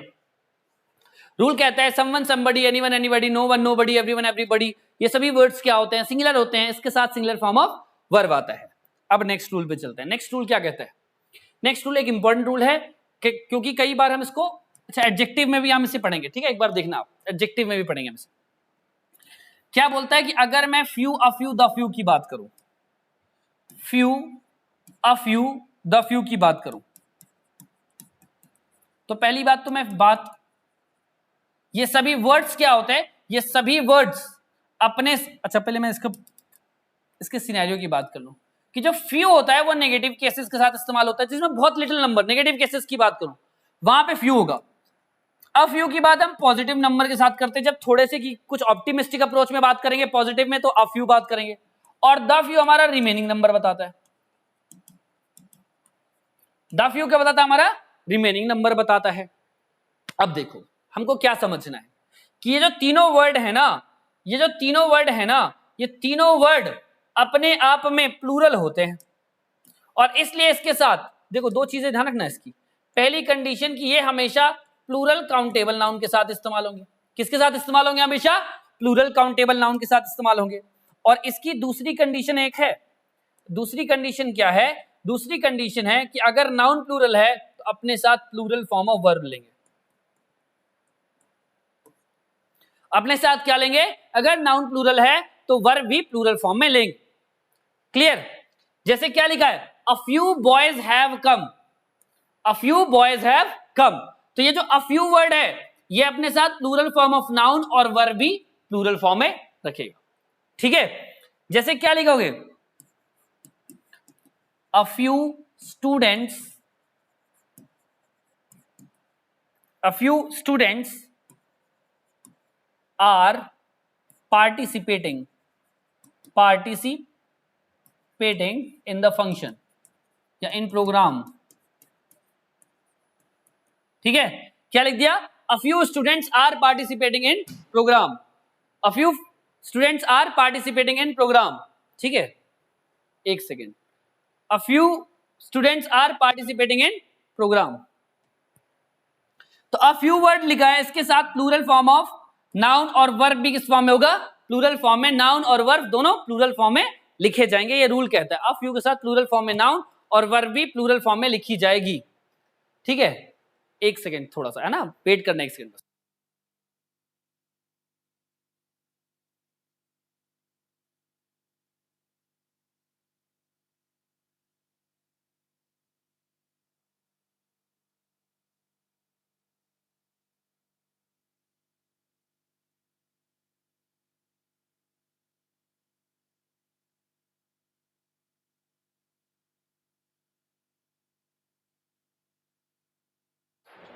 Hello hello hello, sorry sorry sorry for the glitch, थोड़ा सा कुछ कंप्यूटर में एरर हो रहा था। ठीक है, चलो शुरू करते हैं। क्या बोला कि अ फ्यू के साथ प्लूरल फॉर्म ऑफ नाउन और वर्ब भी प्लूरल फॉर्म में लिखी जाएगी। ठीक है, नेक्स्ट रूल पे चलते हैं। अ फ्यू हो गया भाई, अगर मैं द फ्यू की sorry few a few the few की बात होगी। अब मैं किसकी बात करूंगा, little a little the little की बात करूंगा। ये तीनों वर्ड्स की बात कर लेते हैं, लिटिल अ लिटिल और the little. Little a little the little, जैसे मैंने few a few the few की बात करी, वैसे ही little a little the little है। बस केस क्या है, इनका इस्तेमाल अनकाउंटेबल नाउन के साथ किया जाता है। और अगर अन का नाउन ही काउंट नहीं कर सकते हो तो वर्ब क्या होगा, वर्ब हमारा सिंगुलर आएगा। आपको यह ध्यान रखना है, अगर ये अनकाउंटेबल नाउन है तो वर्ब सिंगुलर आएगा। ठीक है, आपको यह ध्यान रखना है कि जब भी little a little the little का इस्तेमाल हुआ है, वो अपने साथ अनकाउंटेबल नाउन लेगा और वर्ब भी किस फॉर्म में लेगा, सिंगुलर फॉर्म में वर्ब को लेगा। ठीक है, जैसे a little money was spent. अच्छा, मनी अपने आप में अनकाउंटेबल है, ठीक है, ये ध्यान रखना। रुपया काउंट कर सकते हो आप, डॉलर काउंट करते हो, लेकिन मनी को काउंट नहीं करते हो। ठीक है, तो आपको ये ध्यान रखना है। जैसे एक वर्क होता है, एक वर्ड होता है वर्क, ये जो वर्क है अगर इसका नाउन की तरह इस्तेमाल हो रहा है तो ये भी अनकाउंटेबल है। ठीक है, एडवाइस, एडवाइस भी अनकाउंटेबल है। ठीक है, ध्यान रखना है। लगेज हो गया, बैगेज हो गया, इंफॉर्मेशन हो गया, फर्नीचर हो गया, ठीक है, वुड हो गया, ब्रिक हो गया, सभी वर्ड्स अनकाउंटेबल होते हैं। अब ये रूल क्या कहता है कि जब भी, अच्छा, जितने भी आपके ड्रिंकिंग मटेरियल्स होते हैं वो भी सभी अनकाउंटेबल होते हैं। ड्रिंकिंग मटेरियल्स क्या हो सकते हैं, जैसे टी कॉफी हो गया, सभी चीज अनकाउंटेबल होती है। ठीक है, ध्यान रखना। हाँ, तो रूल क्या कह रहा था, रूल कह रहा था कि little a little the little के साथ अनकाउंटेबल नाउन और सिंगुलर फॉर्म में वर्ब इस्तेमाल होगा। जैसे a little milk was left, a little milk was left in the bowl, was left in the bowl. एकदम थोड़ा सा मिल्क बचा हुआ है, a little milk was left in the bowl. तो अ लिटिल द लिटिल के साथ uncountable noun और सिंगुलर फॉर्म में वर्ब आएगा। वहीं few a few the few के साथ प्लूरल फॉर्म में नाउन और वर्ब भी प्लूरल फॉर्म में होगी। ठीक है, चलो बढ़िया बढ़िया, नेक्स्ट रूल चलते हैं। नेक्स्ट रूल क्या कहता है, रूल नंबर 20 एक इंपॉर्टेंट रूल है। बोलता है कि अगर मैं दो सिंगुलर सब्जेक्ट को ज्वाइन कर दूं, किससे, एज वेल एज से, विथ से, अलोंग विथ से, टुगेदर विथ से, and not, besides, like, except, rather से ज्वाइन करूं। क्या बोल रहा है कि अगर मैं दो सिंगुलर सब्जेक्ट को इन सभी से ज्वाइन करता हूं, इस पूरे ग्रुप से ज्वाइन करता हूं, as well as, with, along with, together with वाले ग्रुप से, तो ध्यान रखना कि जैसे अगर मैंने ये सिंगुलर सब्जेक्ट है, इसको मैंने इन ग्रुप से ज्वाइन किया, कौन से, एज वेल एज वाले ग्रुप से, एक वर्ड लिख दिया मैंने, और ये दूसरा सब्जेक्ट है। अगर मैंने दो सब्जेक्ट को इन ग्रुप से ज्वाइन कर दिया, as well as, with, along with, together with से, तो जो वर्ब होगा ना, ये जो वर्ब है ना, ये वर्ब हमारा फर्स्ट सब्जेक्ट के हिसाब से आता है। वर्ब किसके हिसाब से आता है, वर्ब हमारा फर्स्ट सब्जेक्ट के हिसाब से आता है। जैसे कि अगर मैं एक नॉर्मल से एग्जांपल लूं, Ram as well as his friends, Ram as well as his friends. अब यहां पे जो वर्ब आएगी, ये वर्ब राम के हिसाब से आएगी। आगे जो वर्ब आएगी, Ram as well as his friends is interested,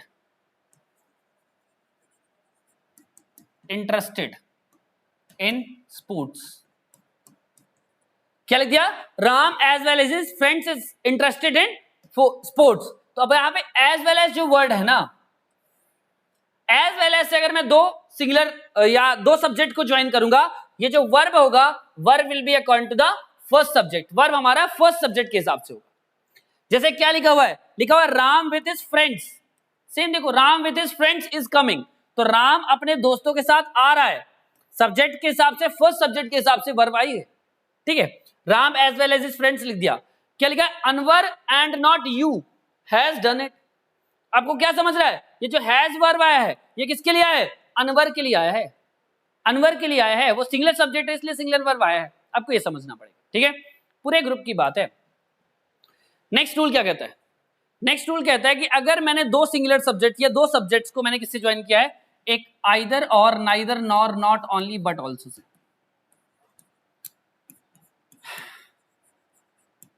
अगर मैंने दो सब्जेक्ट को either or, neither, nor, not only, but also say join किया हुआ है, रूल कहता है कि अगर दो सब्जेक्ट्स को आपने इससे ज्वाइन किया है तो यहां पे जो आगे वर्ब आएगी, ये वर्ब कहां होगी, ये वर्ब हमारी, ये जो आगे वर्ब आई हुई है ये वर्ब अपने नियरेस्ट सब्जेक्ट के हिसाब से आएगी।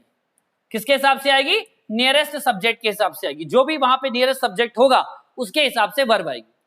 पढ़ते हैं क्या कहते हैं, when two subjects are joined with either or, neither, nor, dash dash के बीच में, not only but also, the verb will be according to the nearest subject. Second लिखा हुआ है लेकिन आप समझना नियरेस्ट सब्जेक्ट के हिसाब से आएगी, ठीक है। जैसे आइदर यू और ही इज टू गो, ठीक है, इसमें समझ में नहीं आएगा क्योंकि दोनों सिंगुलर फॉर्म में अगर आप कंसीडर कर लोगे। दूसरा देखना कि neither the parents nor the sons, neither the parents nor the sons have come, तो यहाँ पे हैव किसके लिए आया है, इन लड़कों के लिए आया, सन्स के लिए आया, ठीक है, जो लड़के हैं उनके लिए आया, क्लियर है। अगर मैं बोल दूं कि neither the parents nor the children have come तो आपको और अच्छे से हो जाएगा। यहाँ पे अगर सन्स की जगह आप चिल्ड्रन लिख दोगे तो आप और अच्छे से क्लियर हो जाएगा। Neither the parents nor the children have come, clear है, दोनों नहीं है। तो ध्यान रखना है, अभी हमने दो रूल पढ़े और दोनों रूल बहुत इंपॉर्टेंट है, भर भर किससे आपको क्वेश्चन पेपर में रूल्स, क्वेश्चन पेपर में क्वेश्चन मिलते हैं।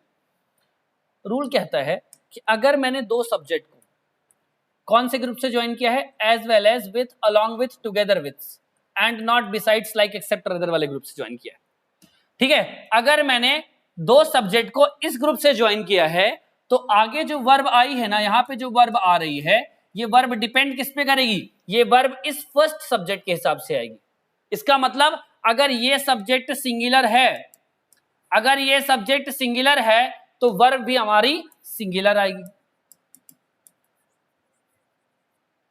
वहीं अगर ये सब्जेक्ट हमारा प्लूरल है, वहीं अगर ये सब्जेक्ट हमारा प्लूरल है तो जो वर्ब आएगी ये भी हमारी क्या आएगी, प्लूरल फॉर्म में आएगी, क्लियर है। अब एक दूसरा रूल देखा हमने, सेकेंड रूल पे क्या देखा, सेकेंड रूल पे देखा कि अगर हमने either or, neither, nor, not only but also वाले ग्रुप से दो सब्जेक्ट को ज्वाइन किया है, आइदर के बाद में सब्जेक्ट फिर और के बाद में सब्जेक्ट, अगर मैंने either or, neither, nor, not only but also वाले ग्रुप से इसको ज्वाइन किया हुआ है तो यहां पे जो वर्ब आएगी ना, ये वर्ब क्या होगी, ये वर्ब डिपेंड करेगी नियरेस्ट सब्जेक्ट पे, नियरेस्ट सब्जेक्ट पे डिपेंड करेगी। अगर ये सब्जेक्ट सिंगुलर, अगर ये सब्जेक्ट सिंगुलर तो ये वर्ब भी हमारा सिंगुलर, अगर ये सब्जेक्ट प्लूरल तो ये वर्ब भी हमारा प्लूरल फॉर्म में आएगा। बस यही समझना है, दैट्स इट, रूल खत्म, ठीक है, बढ़िया, आगे बढ़ते हैं। नेक्स्ट रूल क्या कहता है, देखो अगर हमने कलेक्टिव नाउन, कोई अगर कलेक्टिव नाउन का इस्तेमाल किया वर्ड, जैसे अ टीम ऑफ लिखा है ना, अ टीम ऑफ लिख दिया, अ टीम ऑफ लिख दिया, अ बैंड ऑफ लिख दिया, ठीक है, तो क्या समझना है, अगर कलेक्टिव नाउन का कोई वर्ड है उसके बाद अगर ऑफ लिख दिया है तो जो नाउन होगा वो प्लूरल फॉर्म में आएगा और जो वर्ब होगा वो सिंगुलर फॉर्म में आएगा। कब, जब वो नाउन यूनाइटेड होगा, कलेक्टिव नाउन जब यूनाइटेड होगा, उस पर्टिकुलर केस की मैं बात कर रहा हूं। जैसे a team of musicians, a team of musicians, तो एक्चुअल बात क्या है, a team, team word collective noun का एक शब्द है, इसके बाद जो यहां पे नाउन आया है ये नाउन प्लूरल फॉर्म में आएगा, नाउन किस फॉर्म में आएगा, प्लूरल फॉर्म में, लेकिन यहां पे जो वर्ब आएगा is performing on the stage, a team of musicians, नीचे लिख देता हूं मैं, is performing on the stage, on the stage, ये लिख दिया मैंने, a team of musicians is performing on the stage. तो ये जो वर्ब इज आया है, ये जो सिंगुलर वर्ब आया है वो किसके लिए आया है, टीम के लिए आया है, इसलिए वहां पे सिंगुलर है। कलेक्टिव नाउन सिंगुलर होता है जब तक यूनाइटेड है, ठीक है, ये ध्यान रखना है। तो कलेक्टिव नाउन यूनाइटेड तो वर्ब सिंगुलर आएगा। क्लियर?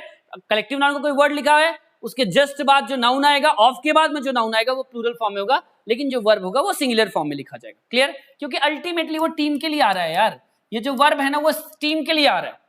ठीक है, चलो नेक्स्ट रूल कहता है कि जब हम फिक्स्ड टाइम की बात करें, फिक्स्ड डिस्टेंस की बात करें, फिक्स्ड अमाउंट की बात करें, फिक्स्ड टाइम, फिक्स्ड डिस्टेंस से फिक्स्ड अमाउंट की बात करें, तो उसके साथ हम सिंगुलर फॉर्म ऑफ वर्ब लेते हैं।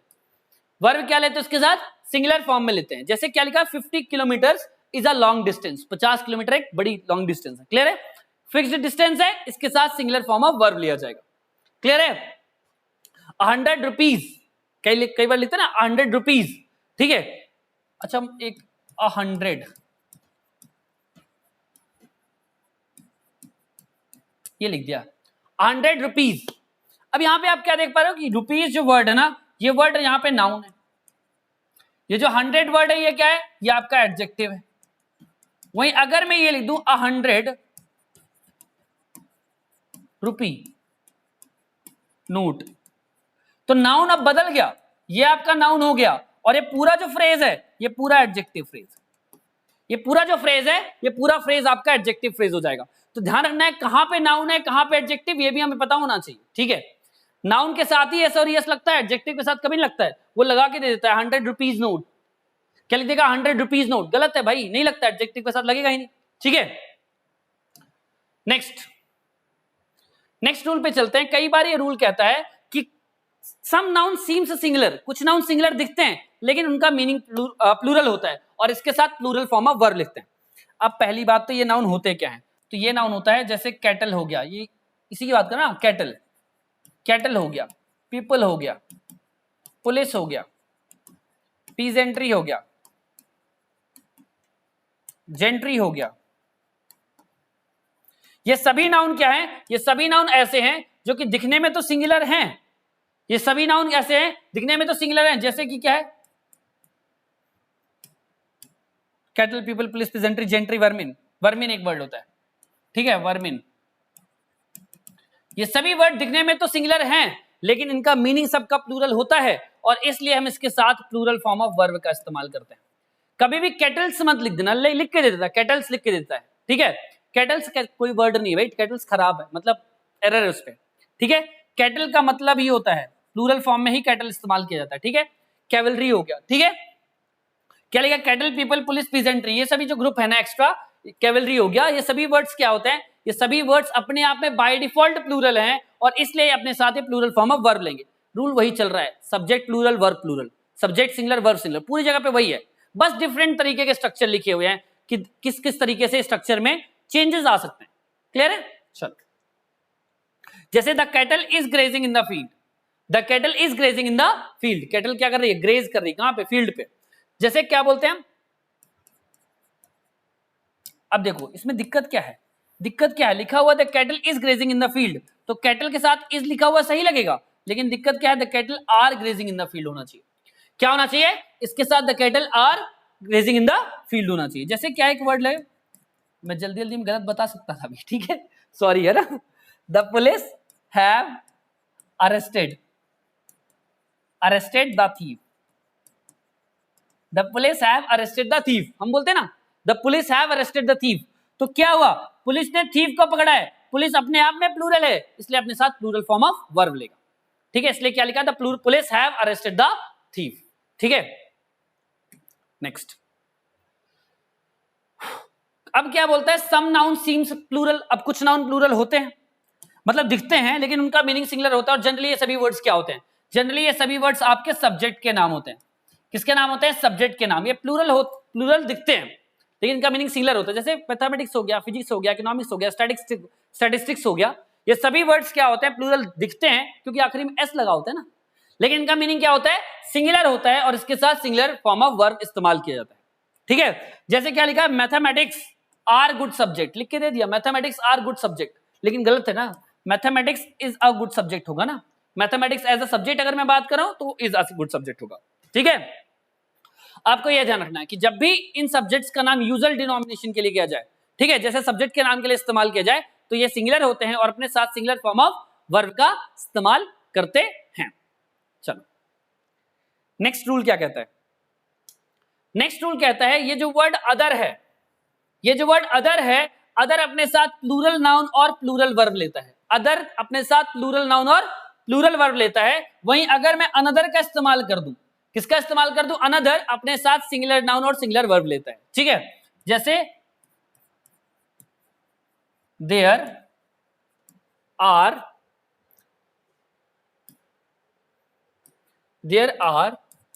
Other schools near Vijayanagar.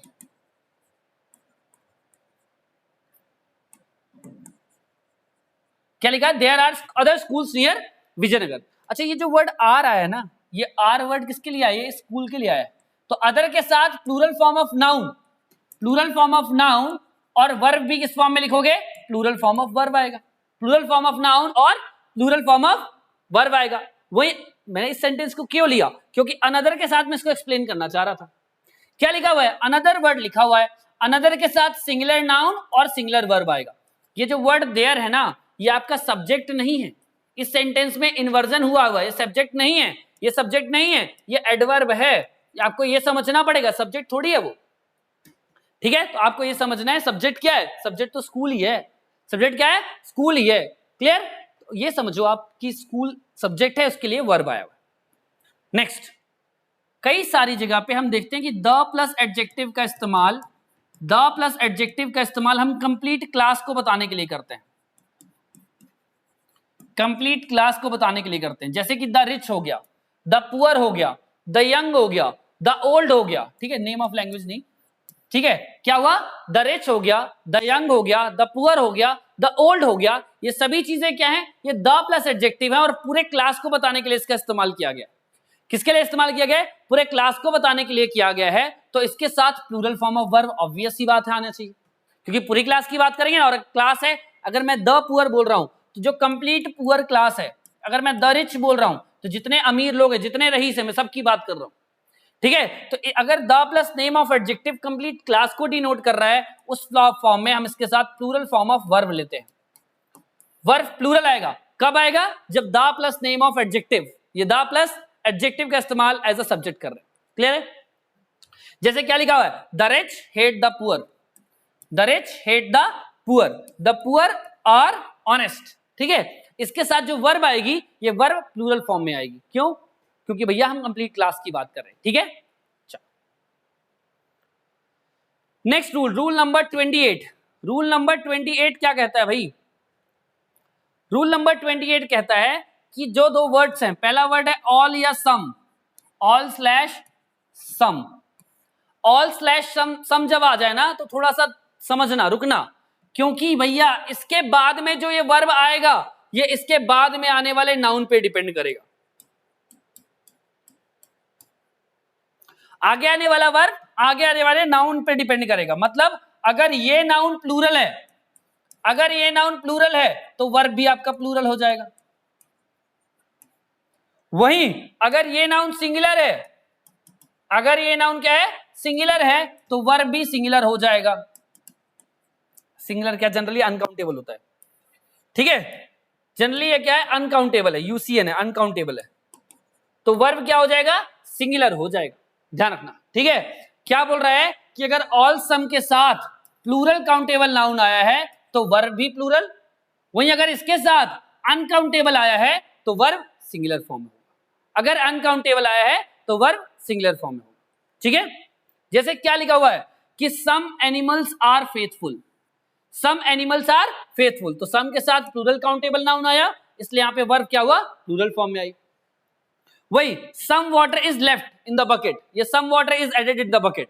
ठीक है, तो क्या समझ रहे हो? सम के साथ अनकाउंटेबल नाउन आया, अनकाउंटेबल नाउन आया, तो वर्ब जो है ये वर्ब सिंगुलर है, ये वर्ब सिंगुलर है। मैं इस वीडियो को इतनी जल्दी कंप्लीट करने के पीछे कारण सिर्फ एक है, ताकि वन शॉट में रिवाइज करो, सभी कुछ कंप्लीट हो जाए, है ना। आपको एग्जांपल्स तो n नंबर के मिल जाएंगे, बहुत सारे एग्जांपल्स हैं। ठीक है, लेकिन जब समझ में आ जाए आपको कि क्या करना है, तो भाई क्या ही वो है कि जल्दी जल्दी कंप्लीट करने से, है ना। चलो नेक्स्ट रूल पे चलते हैं। रूल नंबर 29, ये रूल भी बहुत इंपॉर्टेंट है। और क्या कहता है? रूल कहता है कहता है कि verb come after lot of, a lot of, plenty of, half of, one third of, part of, ये सभी जो फ्रैक्शन वाली मैंने बात करी थी वही सब, ठीक है। क्या बोल रहा है कि जो verb lot of, a lot of, plenty of, half of, part of, one third of के जो बाद में आने वाला वर्ब है उसके बाद में आने वाले नाउन या प्रोनाउन पे डिपेंड करता है। इसमें काफी सारे वर्ड आपके फ्रैक्शन वैल्यूज किया जाते हैं। किसके वर्ड आ जाते हैं?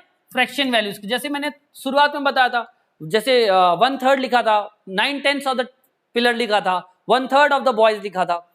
तो क्या समझना है कि अगर मैंने वन थर्ड लिख दिया है, क्या लिख दिया है? वन थर्ड ऑफ अगर लिखा हुआ है, इसके बाद में आने वाला यहाँ पे जो वर्ब है, इसके बाद में आने वाले यहाँ पे जो नाउन या प्रोनाउन आएगा उस पर डिपेंड करेगा।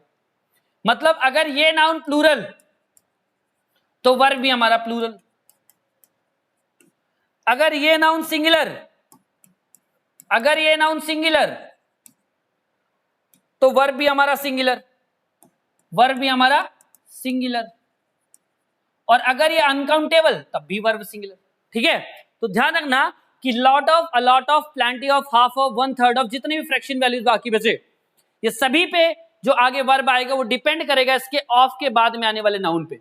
अगर ये नाउन प्लूरल होगा तो वर्ब भी प्लूरल, ये नाउन सिंगुलर होगा तो वर्ब भी सिंगुलर। जैसे कि एग्जांपल लेते हैं, a lot of books were published, a lot of books were published, तो वर किसके लिए आया है? वर अ लॉट ऑफ के लिए आया है। ये वर किसके लिए आया है? वर अ लॉट ऑफ बुक्स के लिए आया है, सॉरी अ लॉट ऑफ बोल दिया था, बुक्स के लिए आया है। बुक्स ना यहाँ पे क्या है? नाउन प्लूरल है, नाउन यहाँ पे प्लूरल है, इसलिए जो वर्ब है ये वर्ब भी आपकी प्लूरल आई है। नाउन प्लूरल है, इस नाउन प्लूरल होने के कारण जो वर्ब आई है वो वर्ब भी आपकी प्लूरल आई है। जैसे क्या लिखा? Plenty of sugar is required, plenty of sugar is required, तो शुगर क्या है? अनकाउंटेबल, तो वर्ब क्या है? सिंगुलर, दैट्स इट, ठीक है। चलो नेक्स्ट पे, नेक्स्ट रूल क्या कहता है? इसके एक दो एग्जांपल और लिख दूं क्या मैं? चलो एक एग्जांपल लिख देता हूं, जैसे 2/3 of the sugar is left in the bowl, is left in the bowl। क्या लिखा है? 2/3 ऑफ द शुगर, तो यहां पे जो वर्ड इज आया है ये किसके लिए आया है? शुगर के लिए। शुगर क्या है? अनकाउंटेबल है, इसके लिए यहां पे जो वर्ब आई है ये वर्ब सिंगुलर आई है। वहीं पे अगर मैं बोलूं 1/3 of the 10 boys, of the 10 boys या 1/3 of the boys, तो यहाँ पे आर आ जाएगा। आर क्यों आएगा? क्योंकि जो वर्ब है ये प्लूरल है, ये वर्ब क्या है? प्लूरल है, तो इसके लिए जो, सॉरी वर्ब बोल रहा हूं, नाउन जो है वो प्लूरल है, तो वर्ब भी क्या आएगी? प्लूरल फॉर्म में आएगी। 1/3 of the boys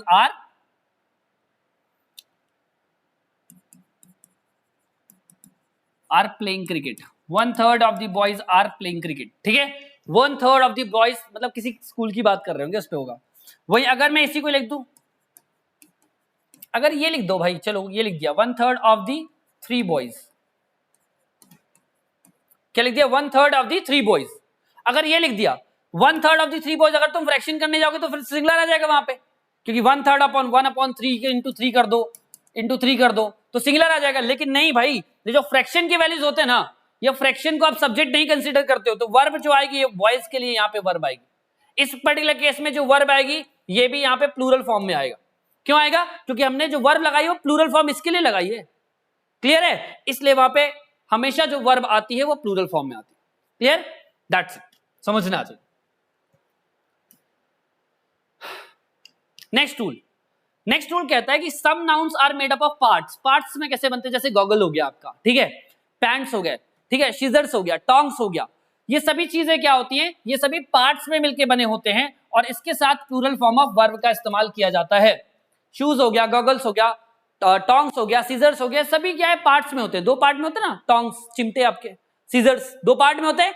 ध्यान रखना जब ये दो पार्ट में है तो अपने साथ प्लूरल फॉर्म ऑफ वर्ब लेगा, ठीक है। जैसे क्या लिखा है? My shoes are new, my shoes are new, तो मेरे जूते नए हैं, my shoes are new, clear है? शूज के साथ प्लूरल फॉर्म ऑफ वर्ब आएगा, सीजर्स के साथ प्लूरल फॉर्म ऑफ वर्ब आएगा, ठीक है। नेक्स्ट रूल कहता है, इंपॉर्टेंट रूल है, ध्यान रखना है सभी को। क्या कहता है कि जब भी हम more than one as a phrase इस्तेमाल करते हैं, ठीक है, मोर देन वन फ्रेज का इस्तेमाल करते हैं सेंटेंस में, तो अपने साथ सिंगुलर नाउन और सिंगुलर वर्ब लेता है। क्या लेता है? मोर देन वन जो फ्रेज है वो अपने साथ सिंगुलर नाउन और सिंगुलर वर्ब लेता है। जैसे कि मोर than one student was absent today, was absent yesterday लिख दो भाई, आज तो सही आज सब, ठीक है। तो क्या लिखोगे? मोर than one student was absent yesterday. मतलब क्या है कि मोर देन वन अगर फ्रेज लिखा है, इसके बाद जो नाउन आएगा ये नाउन सिंगुलर होगा, ये नाउन क्या होगा? सिंगुलर होगा, और जो वर्ब आएगा ये वर्ब भी बोलता है कि मैं भी सिंगुलर ही आऊंगा। क्लियर? That's it. अब जल्दी से 3-4 रूल और बचे हैं, 3 रूल बचे होंगे मेरे हिसाब से, है ना। 35-36 रूल मैं लेके आया था आज आपके लिए। नेक्स्ट रूल नंबर 32 क्या कहता है? कहता है कि अगर कभी भी आपको ऐसा कॉम्बिनेशन देखने मिल जाए, noun plus preposition plus noun का, noun plus preposition plus noun का, और ये इस कॉम्बिनेशन में 2 चीजें देखने मिलेंगी। इस कॉम्बिनेशन में देखने क्या मिलेंगी? 2 चीजें देखने मिलेंगी। पहली बात तो ये जो दोनों नाउन हैं, ये जो दोनों नाउन हैं, ये दोनों नाउन आपको सेम देखने मिलेंगे, ठीक है। इसकी 2 कंडीशन, पहले तो ये दोनों नाउन आपको सेम देखने को मिलेंगे। ये दोनों नाउन कैसे होंगे? सेम होंगे। ध्यान रखना, तो इन दोनों को सिंगुलर फॉर्म में आप लिखोगे। इन दोनों किस फॉर्म में लिखोगे? सिंगुलर फॉर्म में नाउन को लिखोगे। दोनों नाउन को आप किस में लिखोगे? सिंगुलर फॉर्म में लिखोगे। पहली कंडीशन सेटिस्फाइड। और दूसरी कंडीशन, जो वर्ब आएगा ये वर्ब भी आपका सिंगुलर ही होगा। ये जो वर्ब आया है ये वर्ब भी सिंगुलर ही होगा।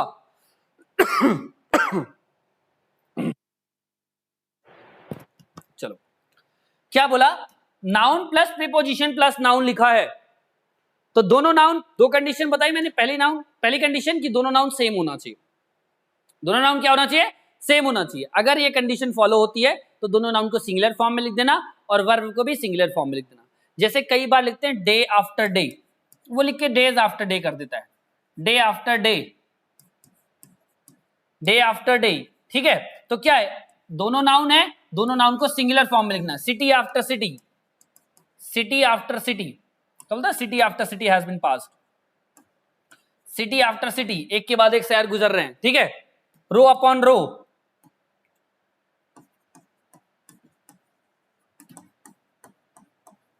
नेक्स्ट क्या होता है? रोज अपॉन रोज, लिख के क्या देता है? रोज अपॉन रोज कर देगा, एक के ऊपर एक लाइनें खींच गई। गलत है। क्यों? क्योंकि अगर ये स्ट्रक्चर बन रहा है प्रीपोजिशन नाउन और नाउन, 2 सिंगुलर नाउन के बाद प्रीपोजिशन कनेक्टेड है, तो दोनों को आपको सिंगुलर फॉर्म में लिखना पड़ेगा, ठीक है। दोनों क्या लिखना पड़ेगा? सिंगुलर फॉर्म में लिखना पड़ेगा। बढ़िया सा रूल है यार, मजेदार रूल है ये। क्लियर है? जैसे क्या लिखा? Man after man, man after man, दोनों को सिंगुलर फॉर्म में लिखोगे।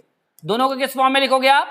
सिंगुलर फॉर्म में लिखोगे। ये जो वर्ब है ये वर्ब भी आपकी सिंगुलर ही आएगी, नाउन भी सिंगुलर और वर्ब भी सिंगुलर ही आएगी। That's it. नेक्स्ट रूल बहुत इंपॉर्टेंट रूल कहता है, अच्छा यहाँ पे देयर वाला ही रूल है, इन्वर्जन हुआ है और कुछ नहीं हुआ है। Verb comes after their depends upon the noun, noun पे डिपेंड होगा। मैंने पहले ही बता दिया इस रूल को, इन्वर्जन होता है। अगर देयर लिखा हुआ है, ठीक है, तो देयर के बाद में आने वाला जो वर्ब है ना वो नाउन पे डिपेंड करता है। जैसे क्या बोलता है? There are 5 cricketers, there are 5 cricketers, there are 5 players, ठीक है। तो ये जो वर्ब आया है ना, ये वर्ब इस नाउन के लिए आया है। यहाँ पे इन्वर्जन हुआ है, ध्यान रखना। इन्वर्जन में क्या होता है? नॉर्मल सब्जेक्ट का सेंटेंस का स्ट्रक्चर होता है subject plus verb plus object, subject plus verb plus object. और जब इन्वर्जन होता है ना, जब भी इन्वर्जन होगा तो आपको 2 चीजें देखने मिलेंगी। देखने को क्या मिलेगा? जैसे कि मैं इसी वर्ड को लिख देता हूं, देयर वर्ड ही लिख दिया, ठीक है। अगर जब इन्वर्जन होगा तो वर्ब आपके सब्जेक्ट के पहले आ जाएगा, वर्ब आपके सब्जेक्ट के पहले आ जाएगा। लेकिन समझो, सब्जेक्ट के पहले वर्ब भले आ गया है, लेकिन वर्ब तो सब्जेक्ट के लिए ही आया है ना। अल्टीमेटली ये जो वर्ब आया है आया किसके लिए? सब्जेक्ट के लिए आया है, तो उसके हिसाब से ही होगा। अगर सब्जेक्ट सिंगुलर तो वर्ब भी सिंगुलर, अगर सब्जेक्ट प्लूरल तो वर्ब भी प्लूरल, ठीक है। ये ध्यान रखना। ये प्लूरल कब होगा? जब सब्जेक्ट हमारा प्लूरल हो। ये सिंगुलर कब होगा? जब वर्ब सिंगुलर, ठीक है, सब्जेक्ट सिंगुलर तो वर्ब भी सिंगुलर होगा। सेम चीज लिखा हुआ, there is a teacher in the class, there is a teacher in the class, तो टीचर के लिए यहां पे इज आया हुआ है। There are some students in the class, तो यहां पे क्या लिखा हुआ है, आर किसके लिए आया है, आर इन स्टूडेंट्स के लिए आया हुआ है, आर किसके लिए आया है, स्टूडेंट्स के लिए आया हुआ है। तो जब भी देयर आ जाए सेंटेंस में इन्वर्जन हो जाता है सेंटेंस का, इसलिए ऐसा केस हुआ है, ठीक है, समझना है। ये एक बहुत इंपॉर्टेंट रूल है, पता नहीं इतना नीचे इन्होंने हमारे भैया ने टाइप कर दिया है, कोई बात नहीं। ये जो वर्ड इट है, इट जो वर्ड है ना, इट हमेशा सिंगुलर फॉर्म ऑफ वर्ब के द्वारा फॉलो होता है, ध्यान रखना बड़े अच्छे तरीके से। क्या बोला है कि it is always followed by singular verb, it हमेशा सिंगुलर वर्ब के द्वारा फॉलो होता है। जैसे कि क्या लिखा है, it is my favourite book, it is my favourite book. Next, it is these students who are preparing for CDS, तो इट हमेशा किसके लिए होगा, इट के बाद हमेशा जो वर्ब आएगी ये वर्ब सिंगुलर फॉर्म में आएगी। ये नेक्स्ट रूल कहता है, इंपॉर्टेंट है, ध्यान रखना। कई बार पेपर में डायरेक्ट क्वेश्चन आता है सेम रूल से, कुछ भी चेंज भी नहीं करता, एज इट इज लिख के दे देता है। अब कुछ हमारे पास सेंटेंसेस होते हैं जो इमेजिनरी के होते हैं, क्या होते हैं, इमेजिनरी। अगर मैं वो होता, अगर मैं पक्षी होता तो मैं उड़ रहा होता, ठीक है, तो इसके लिए हम किससे बताते हैं, एज इफ आ जाए, एज दो आ जाए, इफ, ये सभी वर्ड्स क्या, आई विश आ जाए, आई विश तो मैं भूल ही जा रहा था। ये सभी वर्ड्स क्या होते हैं, इमेजिनेशन को बताते हैं, और इसके साथ हमेशा जो वर्ब आएगी वो वर्ब ही होगी, irrespective of subject. Subject singular हो कि प्लूरल हो कोई फर्क नहीं पड़ता, वर्ब हमेशा इसके साथ वर्ब ही आएगी, ठीक है। I wish I were a king, I wish I were a king, मैं विश करता हूं अगर मैं राजा होता, लिख के देगा if I were a king, if I were a king, if I were a king I would help, I would help poors. अच्छा, पुअर्स हो सकता है क्या, नहीं हो सकता, ठीक है, हमेशा पुअर होगा। क्लियर है। क्या ध्यान रखना है कि कई बार ये सभी वर्ड्स क्या होते हैं, इमेजिनरी सेंटेंसेस को बताते हैं, और उसके साथ सिंगुलर फॉर्म, सॉरी, उसके साथ जो वर्ब आएगी वो वर्ब हमेशा वर्ब ही होगी, इसके अलावा और कुछ नहीं हो सकता है, वर्ब के अलावा और कुछ नहीं होगा। जैसे क्या लिखा, पहला एक एग्जांपल ये है, दूसरा एग्जांपल ये, नोट डाउन कर लेना सभी लोग, बहुत अच्छा है, ठीक है। If I were a king, if he were rich he would help you, अगर वह रिच होता वो आपकी हेल्प करता। क्लियर है, दैट्स इट। नेक्स्ट रूल कहता है कि जब भी सेंटेंस आपके एडवर्ब से स्टार्ट हो, एडवर्ब्स क्या होते हैं, hardly, scarcely, rarely, seldom, never, ये वाले एडजेक्ट्स, ठीक है। जब भी आप, एक वर्ड होता है नो सूनर भी, है ना, नो सूनर, इसके साथ हमेशा देन आता है, THAN वाला। तो क्या बोला मैंने कि जब भी एडवर्ब से आपके सेंटेंसेस शुरुआत हो, आपको क्या समझना है, आपके सेंटेंस में इन्वर्जन हो जाएगा। मतलब नॉर्मल सब्जेक्ट के स्ट्रक्चर में सब्जेक्ट के बाद वर्ब के बाद ऑब्जेक्ट आएगा, लेकिन जब इन्वर्जन हो जाएगा उस केस में वर्ब हमेशा सब्जेक्ट के पहले लिखा होगा, और वो कब होगा, जब आपका एडवर्ब आ जाएगा सब्जेक्ट की जगह पे। क्लियर है, तो इन्वर्जन हो जाएगा। जैसे hardly had I entered the room, मैंने क्या बोला, hardly, hardly had I entered the room, entered the room, आगे कुछ भी सेंटेंस लिख दो, क्या लिखा हुआ, hardly had I entered the room. तो हार्डली वर्ड सब्जेक्ट की जगह पे आ गया है, पर क्या ये सब्जेक्ट है, नहीं भाई, ये तो एडवर्ब है ना, ये है क्या, एडवर्ब है। तो ये जो वर्ब है ना, ये वर्ब हैड लगी हुई है, हैड किसके लिए आई हुई है, आई के लिए आई हुई है, जो वर्ब है वो सब्जेक्ट के लिए ही आएगी, ये समझना है आप सभी को। जैसे क्या लिखा हुआ है, hardly does he come on time, hardly does he come on time, तो हार्डली के जस्ट बाद में डज लग गया है, वर्ब लग गया है, लेकिन ये वर्ब ही के लिए ही आया है, ये वर्ब किसके लिए आया है, ही के लिए आया है। तो समझना, जब भी एडवर्ब सब्जेक्ट की जगह पे आ जाए तो सब्जेक्ट का रोल प्ले नहीं करेंगे, वो रहेंगे एडवर्ब ही, और उस केसेस में आपका इन्वर्जन हो जाएगा सेंटेंस में। दैट्स नेक्स्ट, दैट्स इट, खत्म। So this was the subject verb agreement chapter. I hope आपको ये वीडियो पसंद आएगा, ज्यादा से ज्यादा लोगों को शेयर कीजिएगा। ये एक जो कंप्लीट वीडियो है उसको बनाने में बहुत सारे एफर्ट्स लगते हैं, तो आई होप आप सभी इसको शेयर करेंगे, लाइक करेंगे और सब्सक्राइब करेंगे चैनल को। मिलते हैं अगले वीडियो में, तब तक के लिए धन्यवाद, थैंक यू, जय हिंद।